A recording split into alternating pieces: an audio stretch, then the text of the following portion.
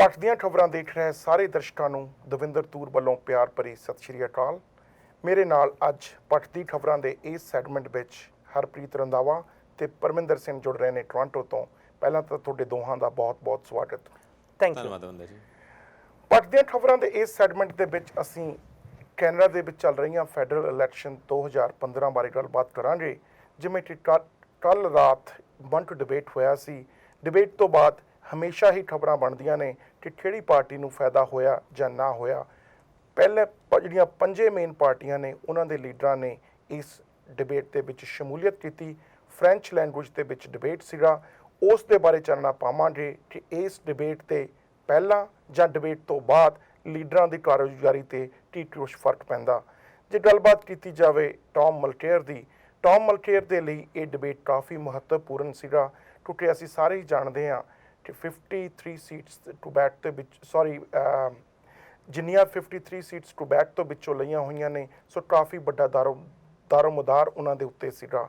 Quebec ਦੇ ਵਿੱਚ ਸੀਟਾਂ ਦੀ ਗਿਣਤੀ ਤੇ NDP ਦੀ ਮੈਜੋਰਟੀ ਚਾਹੇ ਮਿਨੋਰਟੀ, ਚਾਹੇ ਗਵਰਨਮੈਂਟ ਬਣਾਉਣਾ ਚਾਹੇ ਨਾ ਬਣਾਉਣਾ, ਬਹੁਤ ਨਿਰਭਰ ਕਰਦੀ ਆ। ਸੋ ਸਾਰੇ ਚਾਰ ਲੀਡਰਾਂ ਦੀਆਂ ਨਜ਼ਰਾਂ NDP ਦੇ ਟੌਮ ਮਲਕੇਅਰ ਤੇ ਲੱਗੀਆਂ ਹੋਈਆਂ ਸਨ। ਟੌਮ ਮਲਕੇਅਰ ਨੇ ਕਿਹੋ ਜਿਹਾ ਰੋਲ ਅਦਾ ਕੀਤਾ, ਚਾਰੇ ਪਾਸਿਆਂ ਤੋਂ ਅਟੈਕ ਹੋ ਰਹੇ ਸੀ। ਸ਼ੁਰੂਆਤ ਕਰਾਂਗੇ ਪਰਮਿੰਦਰ ਸਿੰਘ ਜੀ ਤੋਂ।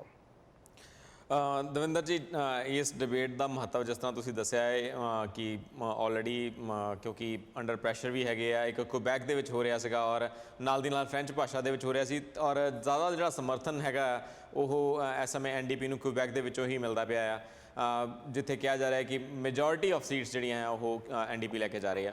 ਬਿਲਕੁਲ ਜੋ ਵੀ ਉਹਨਾਂ ਨੂੰ ਕੁਐਸਚਨ ਪੁੱਛੇ ਜਾ ਰਹੇ ਸੀਗੇ ਉਹਨਾਂ ਵੱਲੋਂ ਜਵਾਬ ਤਾਂ ਦਿੱਤੇ ਜਾ ਰਹੇ ਸੀ, ਪਰ ਉਹਦੇ ਨਾਲ ਦੀ ਨਾਲ ਇੱਕ ਦੋ ਪੁਆਇੰਟਸ ਦੇ ਉੱਤੇ ਜਿਹੜੀ ਮੈਂ ਦੇਖੀ ਹੈਗੀ ਆ ਉਹਦੇ ਵਿੱਚ ਇਹ ਹੈ ਕਿ ਉਹਨਾਂ ਨੂੰ ਥੋੜ੍ਹਾ ਜਿਹਾ ਜਵਾਬਾਂ ਦਾ ਵੀ ਸਾਹਮਣਾ ਕਰਨਾ ਪਿਆ। ਖਾਸ ਤੌਰ 'ਤੇ ਜਿਹੜੇ ਬਲਾਕ ਕੁਬੈਕ ਵੱਲੋਂ ਕੁਐਸਚਨ ਪੁੱਟ ਅਪ ਕੀਤੇ ਗਏ ਸੀ, ਉਹਨਾਂ ਦੇ ਕੁਐਸਚਨ ਰੱਖੇ ਗਏ ਸੀਗੇ ਕਿ ਜਿਹੜੀ ਨਕਾਬ ਨੂੰ ਲੈ ਕੇ ਪੁਆਇੰਟ ਆਊਟ ਕੀਤਾ ਜਾ ਰਿਹਾ ਸੀ, ਉਹਦੇ ਉੱਤੇ ਉਹਨਾਂ ਵੱਲੋਂ ਵੀ ਮੇਰੇ ਹਿਸਾਬ ਨਾਲ ਕੰਜ਼ਰਵੇਟਿਵ ਪਾਰਟੀ ਦੇ ਨਾਲ ਮਿਲ ਕੇ ਅਟੈਕ ਕੀਤਾ ਗਿਆ। ਸੋ ਕਿਤੇ ਨਾ ਕਿਤੇ ਥੋੜ੍ਹਾ ਜਿਹਾ ਲੜਖੜਾਏ ਜ਼ਰੂਰ ਸੀਗੇ। ਹਾਂਜੀ ਹਰਪ੍ਰੀਤ ਜੀ, ਟਰੂਡੋ ਸਾਹਿਬ ਦੀ ਕਾਰਗੁਜ਼ਾਰੀ ਕਿਹੋ ਜਿਹੀ ਰਹੀ? ਦਵਿੰਦਰ ਜੀ, ਇੱਥੇ ਮੈਂ ਤੁਹਾਡੇ ਥੋੜ੍ਹੀ ਜਿਹੀ ਮਾਫੀ ਚਾਹੂੰਗਾ ਕਿਉਂਕਿ ਮੈਂ ਡਿਬੇਟ ਕੱਲ੍ਹ ਵੇਖ ਨਹੀਂ ਪਾਇਆ ਸੀ। ਪੜ੍ਹਨ ਦੀ ਮੈਂ ਉਸ ਤੋਂ ਬਾਅਦ ਸਾਰੀ ਨਿਊਜ਼ਾਂ ਪੜ੍ਹਨ ਦੀ ਕੋਸ਼ਿਸ਼ ਕੀਤੀ ਸੀ, ਜਿੱਥੋਂ ਮੈਨੂੰ ਲੱਗਿਆ ਕਿ ਡਿਬੇਟ ਤੋਂ ਬਾਅਦ ਕੋਈ ਖਾਸ ਫਰਕ ਵੇਖਣ ਨੂੰ ਅਜੇ ਤੱਕ ਨਹੀਂ ਮਿਲਿਆ ਵਾ। ਅਤੇ ਜਿੱਦਾਂ ਟਰੂਡੋ ਸਾਹਿਬ ਦਾ ਮੈਂ ਕਹਿਣਾ ਚਾਹਾਂ ਤਾਂ I think he did average, not ਇਹ ਨਹੀਂ ਕਹਿ ਸਕਦੇ ਕਿ Trudeau ji is winner, neither he was loser. Okay, ਜੇ ਗੱਲ ਡਿਬੇਟ ਬਾਰੇ ਕੀਤੀ ਜਾਵੇ, ਗੱਲ ਜਿਵੇਂ ਪਰਮਿੰਦਰ ਸਿੰਘ ਨੇ ਬਹੁਤ ਵਧੀਆ ਗੱਲ ਕੀਤੀ ਆ ਕਿ ਜਦੋਂ ਨਿਸ਼ਾਨੇ ਤੇ ਟੌਮ ਮਲਕੇਅਰ ਸੀ ਤਾਂ ਨਿਸ਼ਾਨੇ ਵੱਜਣੇ ਵੀ ਸੀ, ਤਾਂ ਉਸ ਦੇ ਵਿੱਚ ਕਾਰਗੁਜ਼ਾਰੀ ਤੇ ਇਹ ਨਹੀਂ ਹੁੰਦਾ ਕਿ ਤੁਸੀਂ ਜਿੱਤਣਾ ਹੋਵੇ। ਤੁਸੀਂ ਜੇ ਬਾਹਰ ਬਿਨਾਂ ਹਾਰੇ ਤੋਂ ਵੀ ਆ ਜਾਂਦੇ ਹੋ ਟਾਈ ਗੇਮ ਤੋਂ, ਸਟਿਲ ਇਟਸ ਗੁੱਡ। ਜਿਹੜੇ ਪੋਲ ਡਿਬੇਟ ਤੋਂ ਬਾਅਦ ਆਏ ਨੇ ਉਹਨਾਂ ਦੇ ਵਿੱਚ ਕੋਈ ਜ਼ਿਆਦਾ ਇੰਨਾ ਫਰਕ ਨਹੀਂ ਪਿਆ। ਲਿਬਰਲ ਪਾਰਟੀ 32% ਤੇ NDP ਪਾਰਟੀ 31% ਤੇ ਕੰਜ਼ਰਵੇਟਿਵ ਪਾਰਟੀ 29 ਜਾਂ 29% ਤੇ ਸਪੋਰਟ ਆ। ਤੇ ਵਿਦਨ 3 ਪਾਰਟੀ ਜੇ ਡਿਫਰੈਂਸ ਦੇਖਿਆ ਜਾਵੇ ਸਿਰਫ 3 ਪੁਆਇੰਟ ਦਾ ਹੈ, ਜਿਹੜੇ ਕਿ ਮਾਰਜਨ ਆਫ ਐਰਰ ਤੋਂ ਵੀ ਘੱਟ ਆ। ਸੋ ਗੱਲਬਾਤ ਇੱਕ ਕੁਐਸਚਨ ਮੈਂ ਇੱਥੇ ਜ਼ਰੂਰ ਪੁੱਛਣਾ ਚਾਹੂੰਗਾ ਦਵਿੰਦਰ ਜੀ, ਜਦੋਂ ਡਿਬੇਟ ਦੀ ਮੈਂ ਸੈਟਅਪ ਦੇਖੀ ਤੇ ਉੱਤੇ ਟੌਮ ਮਲਕੇਅਰ ਜੀ ਸੈਂਟਰ 'ਚ ਤੇ ਹਾਰਪਰ ਜੀ ਉਹਨਾਂ ਦੇ ਨਾਲ, ਪਰ ਜਸਟਿਨ ਟਰੂਡੋ ਜੀ ਨੂੰ ਬਿਲਕੁਲ ਇੱਕ ਕਾਰਨਰ ਤੇ ਖੜਾ ਕੀਤਾ ਗਿਆ ਸੀ, ਜੋ ਮੈਨੂੰ ਥੋੜਾ ਜਿਹਾ ਔਡ ਲੱਗਾ ਕਿਉਂਕਿ ਬਲਾਕ ਕੁਬੈਕ ਤੇ ਗ੍ਰੀਨ ਪਾਰਟੀ ਜਿਹੜੀ ਗ੍ਰੀਨ ਪਾਰਟੀ ਲੀਡਰ ਸੀ ਐਲਿਜ਼ਾਬੈਥ, ਉਹ ਮਲਕੇਅਰ ਜੀ ਦੀ ਸਾਈਡ ਨੂੰ ਸੀ, ਜਸਟਿਨ ਟਰੂਡੋ ਦੀ ਸਾਈਡ ਨੂੰ। ਬਲਾਕ ਕੁਬੈਕ ਦੇ ਲੀਡਰ ਐਂਡ ਜਸਟਿਨ ਟਰੂਡੋ ਦੋਵੇਂ ਐਂਡ ਤੇ ਸੀ। ਜਸਟਿਨ ਟਰੂਡੋ ਜੀ ਦਾ ਐਂਡ ਤੇ ਹੋਣਾ ਮੈਨੂੰ ਥੋੜਾ ਜਿਹਾ ਸਮਝ ਨਹੀਂ ਆਇਆ। ਇਹ ਤਾਂ ਉਹਨਾਂ ਦੀ ਕਿਸਮਤ ਆ ਕਿਉਂਕਿ ਟਾਸ ਕੀਤੀ ਜਾਂਦੀ ਆ ਕਿ ਕਿਹੜੇ ਲੀਡਰ ਕਿੱਥੇ ਖੜੇ ਹੋਣਗੇ। ਪਿਛਲੀ ਵਾਰ ਵੀ ਟੌਮ ਮਲਕੇਅਰ ਸੈਂਟਰ ਦੇ ਵਿੱਚ ਸਨ, ਕੱਲ੍ਹ ਵੀ। ਆਈ don't think it was intentional, ਪਰ ਜਿਵੇਂ ਟਾਸ ਕੀਤੀ ਗਈ, ਜਿਹੜੀ ਪਰਚੀ ਜਿੱਥੇ ਨਿਕਲਦੀ ਆ ਉਸੇ ਪਰਚੀ ਤੇ ਉਸੇ ਪਾਰਟੀ ਦੇ ਲੀਡਰ ਖੜੇ ਸੀ। ਪਰ ਸੈਂਟਰ ਦੇ ਵਿੱਚ ਹੋਣ ਦੇ ਨਾਲ ਜਿਹੜਾ ਕੱਲ੍ਹ ਫ੍ਰੈਂਚ ਡਿਬੇਟ ਸੀਗਾ, ਕਿਉਂਕਿ ਟੌਮ ਮਲਕੇਅਰ ਜੀ, ਜਸਟਿਨ ਟਰੂਡੋ ਜੀ, ਸਟੀਵਨ ਹਾਰਪਰ ਜੀ ਤੇ ਬਲਾਕ ਕੁਬੈਕ ਤੇ ਜਿਲ ਡੁਸੈਪ ਸਾਰੇ ਹੀ ਫ੍ਰੈਂਚ ਦੇ ਵਿੱਚ ਕਾਫੀ ਫਲੂਐਂਟ ਨੇ।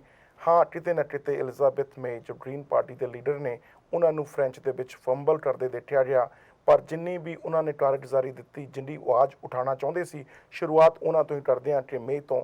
ਮਿਸ ਮੇ ਨੇ ਇਹ ਕਿਹਾ ਸੀ ਕਿ ਜਦੋਂ ਨਿਕਾਬ ਦਾ ਰੌਲਾ ਪਿਆ ਸੀ, ਉਹਨਾਂ ਨੇ ਕਿਹਾ ਕਿ ਆਪਾਂ ਫੋਰਨ ਪਾਲਿਸੀ ਦੀ ਗੱਲ ਕਰ ਰਹੇ ਹਾਂ, ਨਿਕਾਬ ਦਾ ਇਸ਼ੂ ਕਿਉਂ ਲੈ ਕੇ ਆ ਰਹੇ ਹੋ। ਜਿਲ ਡੁਸੈਪ ਤੇ ਕੰਜ਼ਰਵੇਟਿਵ ਪਾਰਟੀ ਦੇ ਸਟੀਵਨ ਹਾਰਪਰ ਜਿਨ੍ਹਾਂ ਦੀ ਪਾਲਿਸੀ ਆਲਮੋਸਟ ਸੇਮ ਹੁੰਦੀ ਹੈ ਇਸ ਬਾਰੇ ਕਿ ਜਿਹੜਾ ਨਿਕਾਬ ਪਹਿਨਣ ਦੀ ਪਰਮਿਸ਼ਨ ਸਿਟੀਜ਼ਨਸ਼ਿਪ ਦੀ ਸੈਰੇਮਨੀ ਦੇ ਵਿੱਚ ਨਹੀਂ ਦਿੱਤੀ ਜਾਊਗੀ, ਕਿਤੇ ਨਾ ਕਿਤੇ ਟਰੂਡੋ ਸਾਹਿਬ ਇਸ ਦੇ ਵਿੱਚ ਨਿਊਟਰਲ ਪਲੇ ਕਰ ਰਹੇ ਨੇ। ਪਰ ਟੌਮ ਮਲਕੇਅਰ ਨੇ ਇੱਕ ਬੜਾ ਕਲੀਅਰ ਵਿਜ਼ਨ ਲਿਆ ਹੋਇਆ ਕਿ ਉਹ ਉਸ ਅਦਾਲਤ ਦੇ ਉਸ ਫੈਸਲੇ ਦੇ ਨੂੰ ਚੈਲੰਜ ਨਹੀਂ ਕਰਨਗੇ ਜਿਸ ਦੇ ਵਿੱਚ ਨਿਕਾਬ ਪਾ ਕੇ ਸਿਟੀਜ਼ਨਸ਼ਿਪ ਦੀ ਸੈਰੇਮਨੀ ਦੇ ਵਿੱਚ ਇੱਕ ਅਪਰੂਵਲ ਦਿੱਤੀ ਗਈ ਆ। ਪਰਮਿੰਦਰ ਸਿੰਘ ਜੀ, ਜੇ ਨਿਕਾਬ ਦੀ ਗੱਲ ਕੀਤੀ ਜਾਵੇ, ਜਿਲਟ ਸਬ ਨੇ ਉਹਨਾਂ ਤੇ ਕਾਫੀ ਵੱਡਾ ਅਟੈਕ ਕੀਤਾ ਜਿਸ ਦਾ ਸਮਰਥਨ ਸਟੀਵਨ ਹਾਰਪਰ ਨੇ ਵੀ ਕੀਤਾ। ਕਿ did he come clean out of it or not? Davinder ਜੀ, ਮੈਨੂੰ ਜਿੱਥੋਂ ਤੱਕ ਲੱਗਦਾ ਪਿਆ ਕਿ ਜੋ ਵੀ ਉਹਨਾਂ ਤੇ ਅਟੈਕ ਕੀਤਾ ਗਿਆ ਉਹ ਥੋੜੇ ਉਸ ਟਾਈਮ ਹਿਚਕੇ ਜ਼ਰੂਰ ਸੀਗੇ, ਬਟ ਫਿਰ ਵੀ ਉਹ ਹੀ ਹੈਜ਼ ਕਮ ਕਲੀਨ, ਔਰ ਇਹਦੇ ਵਿੱਚ ਕੋਈ ਐਡਾ ਵੱਡਾ ਇਸ਼ੂ ਹੈ ਨਹੀਂਗਾ। ਆਈ ਥਿੰਕ ਸ਼ੁਰੂ ਤੋਂ ਹੀ ਅਸੀਂ ਦੇਖਦੇ ਪਏ ਹਾਂ ਕਿ ਕੰਜ਼ਰਵੇਟਿਵ ਪਾਰਟੀ ਵੱਲੋਂ ਨਕਾਬ ਨੂੰ ਇੱਕ ਬਹੁਤ ਵੱਡਾ ਇਸ਼ੂ ਬਣਾਇਆ ਜਾ ਰਿਹਾ, ਜਦ ਕਿ ਐਡਾ ਵੱਡਾ ਇਸ਼ੂ ਜਿਹੜਾ ਹੈ ਨਹੀਂ। ਇਹਦੇ ਨਾਲ ਸਿਕਿਉਰਿਟੀ ਕੰਸਰਨ ਔਰ ਟੈਰਰਿਜ਼ਮ ਨੂੰ ਨਾਲ ਜੋੜਿਆ ਜਾ ਰਿਹਾ, ਜੋ ਕਿ ਸਰਾਸਰ ਇੱਕ ਗਲਤ ਹੈਗਾ ਹੈ, ਔਰ ਇੱਕ ਸਿੱਧੀ ਜਿਹੜੀ ਇੱਕ ਡਰਾ ਕੇ ਰਾਜਨੀਤੀ ਕੀਤੀ ਜਾ ਰਹੀ ਹੈ ਜਾਂ ਫੀਅਰ ਮੌਂਗਰਿੰਗ ਜਿਹਨੂੰ ਇੰਗਲਿਸ਼ 'ਚ ਕਹਿੰਦੇ ਆ, ਉਹ ਕੀਤੀ ਜਾ ਰਹੀ ਹੈ ਇੱਥੇ। ਜਦੋਂ ਗੱਲ ਜਸਟਨ ਟਰੂਡੋ ਦੀ ਕੀਤੀ ਜਾਵੇ, ਜਿਹੜਾ ਕੈਲਰੀ ਦੇ ਵਿੱਚ ਪਹਿਲਾ ਡਿਬੇਟ ਹੋਇਆ ਸੀ, Justin Trudeau was very aggressive. ਮੈਂ ਖੁਦ ਇਹ ਪੁਆਇੰਟ ਆਊਟ ਕੀਤਾ ਸੀ ਕਿ ਇਹ ਨਹੀਂ ਪਤਾ ਕਿ ਅਗਰੈਸ਼ਨ ਦੇ ਵਿੱਚ ਲੋਕਾਂ ਨੂੰ ਚੰਗੇ ਲੱਗਦੇ ਨੇ ਜਾਂ ਮਾੜੇ, ਇਹ ਤਾਂ ਆਉਣ ਵਾਲੇ ਪੋਲ ਜਾਂ ਵੋਟਾਂ ਹੀ ਦੱਸਣਗੀਆਂ। ਪਰ ਇਹ ਗੱਲ ਜ਼ਰੂਰ ਸੀ ਕਿ he was different Justin Trudeau on that day. ਪਰ ਕੱਲ੍ਹ ਦੇ ਡਿਬੇਟ ਦੇ ਵਿੱਚ ਜਸਟਨ ਟਰੂਡੋ ਬਹੁਤ ਕਾਮ ਦੇਖੇ ਗਏ, ਪੁਆਇੰਟ ਟੂ ਪੁਆਇੰਟ ਗੱਲ ਕਰਦੇ ਦੇਖੇ ਗਏ। ਹਰਪ੍ਰੀਤ ਜੀ, ਕਾਮ ਰਹਿਣ ਦੇ ਨਾਲ ਜੇ ਇਹ ਗੱਲ ਕੀਤੀ ਜਾਵੇ ਕਿ ਜਦੋਂ ਅਗਰੈਸਿਵ ਹੋਏ ਸੀ ਤਾਂ ਉਦੋਂ ਦੀ ਗਲਤੀ ਨੂੰ ਕੱਲ੍ਹ ਸੁਧਾਰਨ ਦੀ ਕੋਸ਼ਿਸ਼ ਕੀਤੀ ਗਈ? ਨਹੀਂ, ਆਈ ਥਿੰਕ ਡਿਫਰੈਂਟ ਜੀ। ਦਵਿੰਦਰ ਜੀ, ਹਰ ਡਿਬੇਟ ਨੂੰ ਡਿਫਰੈਂਟ ਤਰੀਕੇ ਨਾਲ ਵੇਖਣਾ ਚਾਹੀਦਾ ਵਾ। ਇੱਕ ਆਪਾਂ ਗੱਲ ਹੋਰ ਨਾ ਭੁੱਲੀ ਕਿ ਇੱਕ ਡਿਬੇਟ ਮੰਡੇ ਨੂੰ ਵੀ ਆ ਜੋ ਜਸਟਿਨ ਟਰੂਡੋ ਨੇ ਉਹਦੀ ਵੀ ਤਿਆਰੀ ਕਰਨੀ ਸੀ। I think it's a company strategy. ਤੇ ਦੂਜੀ ਗੱਲ, ਜਦ ਕਿਊਬੈਕ ਹੋ ਰਹੀ ਸੀ, ਫ੍ਰੈਂਚ ਲੈਂਗੁਏਜ ਹੋ ਰਹੀ ਸੀ, ਤਾਂ ਆਈ ਥਿੰਕ ਉਹਨਾਂ ਨੇ ਆਪਣੀ ਇੱਕ ਸਟ੍ਰੈਟਜੀ ਪਲਾਨ ਕੀਤੀ ਤੇ ਉਹ ਪਲੇ ਕੀਤਾ। ਜੋ ਤੁਸੀਂ ਥੋੜੀ ਦੇਰ ਪਹਿਲਾਂ ਹੀ ਗੱਲ ਕਹਿ ਚੁੱਕੇ ਹੋ ਕਿ ਡਿਬੇਟ ਵਿੱਚ ਉਹ ਜਿੱਤਣਾ ਵੀ ਇੰਪੋਰਟੈਂਟ ਹੈ, ਪਰ ਸਭ ਤੋਂ ਜ਼ਿਆਦਾ ਇੰਪੋਰਟੈਂਟ ਹੈ ਤੁਸੀਂ ਲੂਜ਼ਰ ਨਾ ਰਹੋ, ਤੁਸੀਂ ਲਾਸਟ ਜਾਂ ਸੈਕਿੰਡ ਲਾਸਟ ਨਾ ਆ ਜਾਓ।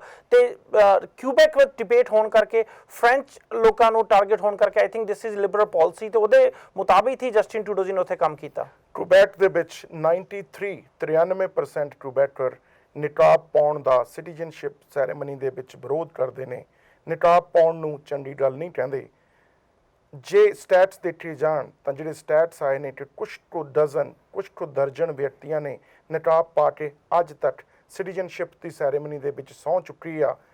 ਜਦੋਂ ਐਡੀ ਵੱਡੀ ਪਰਸੈਂਟੇਜ ਦੇ ਵਿੱਚ ਕਿਊਬੈਕ ਦੇ ਵਿੱਚ ਯਾਨੀ 93% ਲੋਕੀ ਇਸ ਦਾ ਵਿਰੋਧ ਕਰਦੇ ਹੋਣ ਤੇ ਥਾਮਸ ਮਲਕੇਅਰ ਉਸ ਤੋਂ ਡਿਫਰੈਂਟ ਪਾਲਿਸੀ ਨਾਲ ਗੱਲਬਾਤ ਚੱਲਣ ਦੀ ਗੱਲ ਕਰਦੇ ਹੋਣ, ਜਿਹੜਾ ਆਧਾਰ NDP ਨੇ ਕਿਊਬੈਕ ਦੇ ਵਿੱਚ ਬਣਾਇਆ ਹੋਇਆ ਉਸ ਨੂੰ ਜਿਲਡ ਸਵੈਪ ਜਾਂ ਬਲਾਕ ਕਿਊਬੈਕਸ ਦੇ ਜਿਹੜੇ ਲੀਡਰ ਨੇ ਆਪਣੇ ਵੱਲ ਖਿੱਚਣਾ ਚਾਹੁੰਦੇ ਨੇ। ਪਰਮਿੰਦਰ ਸਿੰਘ ਜੀ, ਡੂ ਯੂ ਐਗਰੀ ਕਿ ਐਡੀ ਵੱਡੀ ਸਪੋਰਟ ਦੇ ਵਿੱਚ ਐਡਾ ਵੱਡਾ ਰਿਸਕ ਨਹੀਂ ਲੈਣਾ ਚਾਹੀਦਾ ਸੀ ਥਾਮਸ ਮਲਕੇਅਰ ਨੂੰ?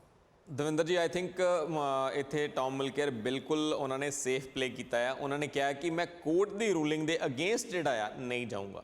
ਸੋ ਆਈ ਥਿੰਕ ਉਹ ਦੋਨੋਂ ਹੀ ਪੱਖ ਜਿਹੜੇ ਇੱਥੇ ਪੂਰਦੇ ਪਏ ਕਿ ਹਾਂ, ਕੋਰਟ ਨੇ ਜਿਹੜਾ ਡਿਸੀਜਨ ਦਿੱਤਾ ਹੈ ਉਹ ਉਹਨਾਂ ਨੂੰ ਮਨਜ਼ੂਰ ਹੈਗਾ ਆ। ਹੁਣ ਕੋਰਟ ਦਾ ਡਿਸੀਜਨ ਆਈ ਥਿੰਕ ਹਰ ਇੱਕ ਕਿਸੇ ਨੂੰ ਮਨਜ਼ੂਰ ਹੋਊਗਾ, ਉਹਦੇ ਉੱਤੇ ਕਿਸੇ ਨੂੰ ਕੋਈ ਆਬਜੈਕਸ਼ਨ ਹੋਣਾ ਵੀ ਨਹੀਂ ਚਾਹੀਦਾ। और हरप्रीत जी, डू यू एग्री? नहीं, मैं तो एग्री नहीं करता दविंदर जी। देखो, जो कोर्ट का डिसीजन मंजूर करना या ना मंजूर करने का क्वेश्चन नहीं है। क्वेश्चन ये है कि तुसी अपील कर सकते हो कि नहीं कर सकते। जो ऑप्शन है यस तुसी कर सकते हो। कंजरवेटिव ने जो ऑप्शन ਲਈ ਆਂਦੇ ਅਸੀਂ ਇਹਦਾ ਅਪੀਲ ਕਰਾਂਗੇ ਸੁਪਰੀਮ ਕੋਰਟ ਵਿੱਚ।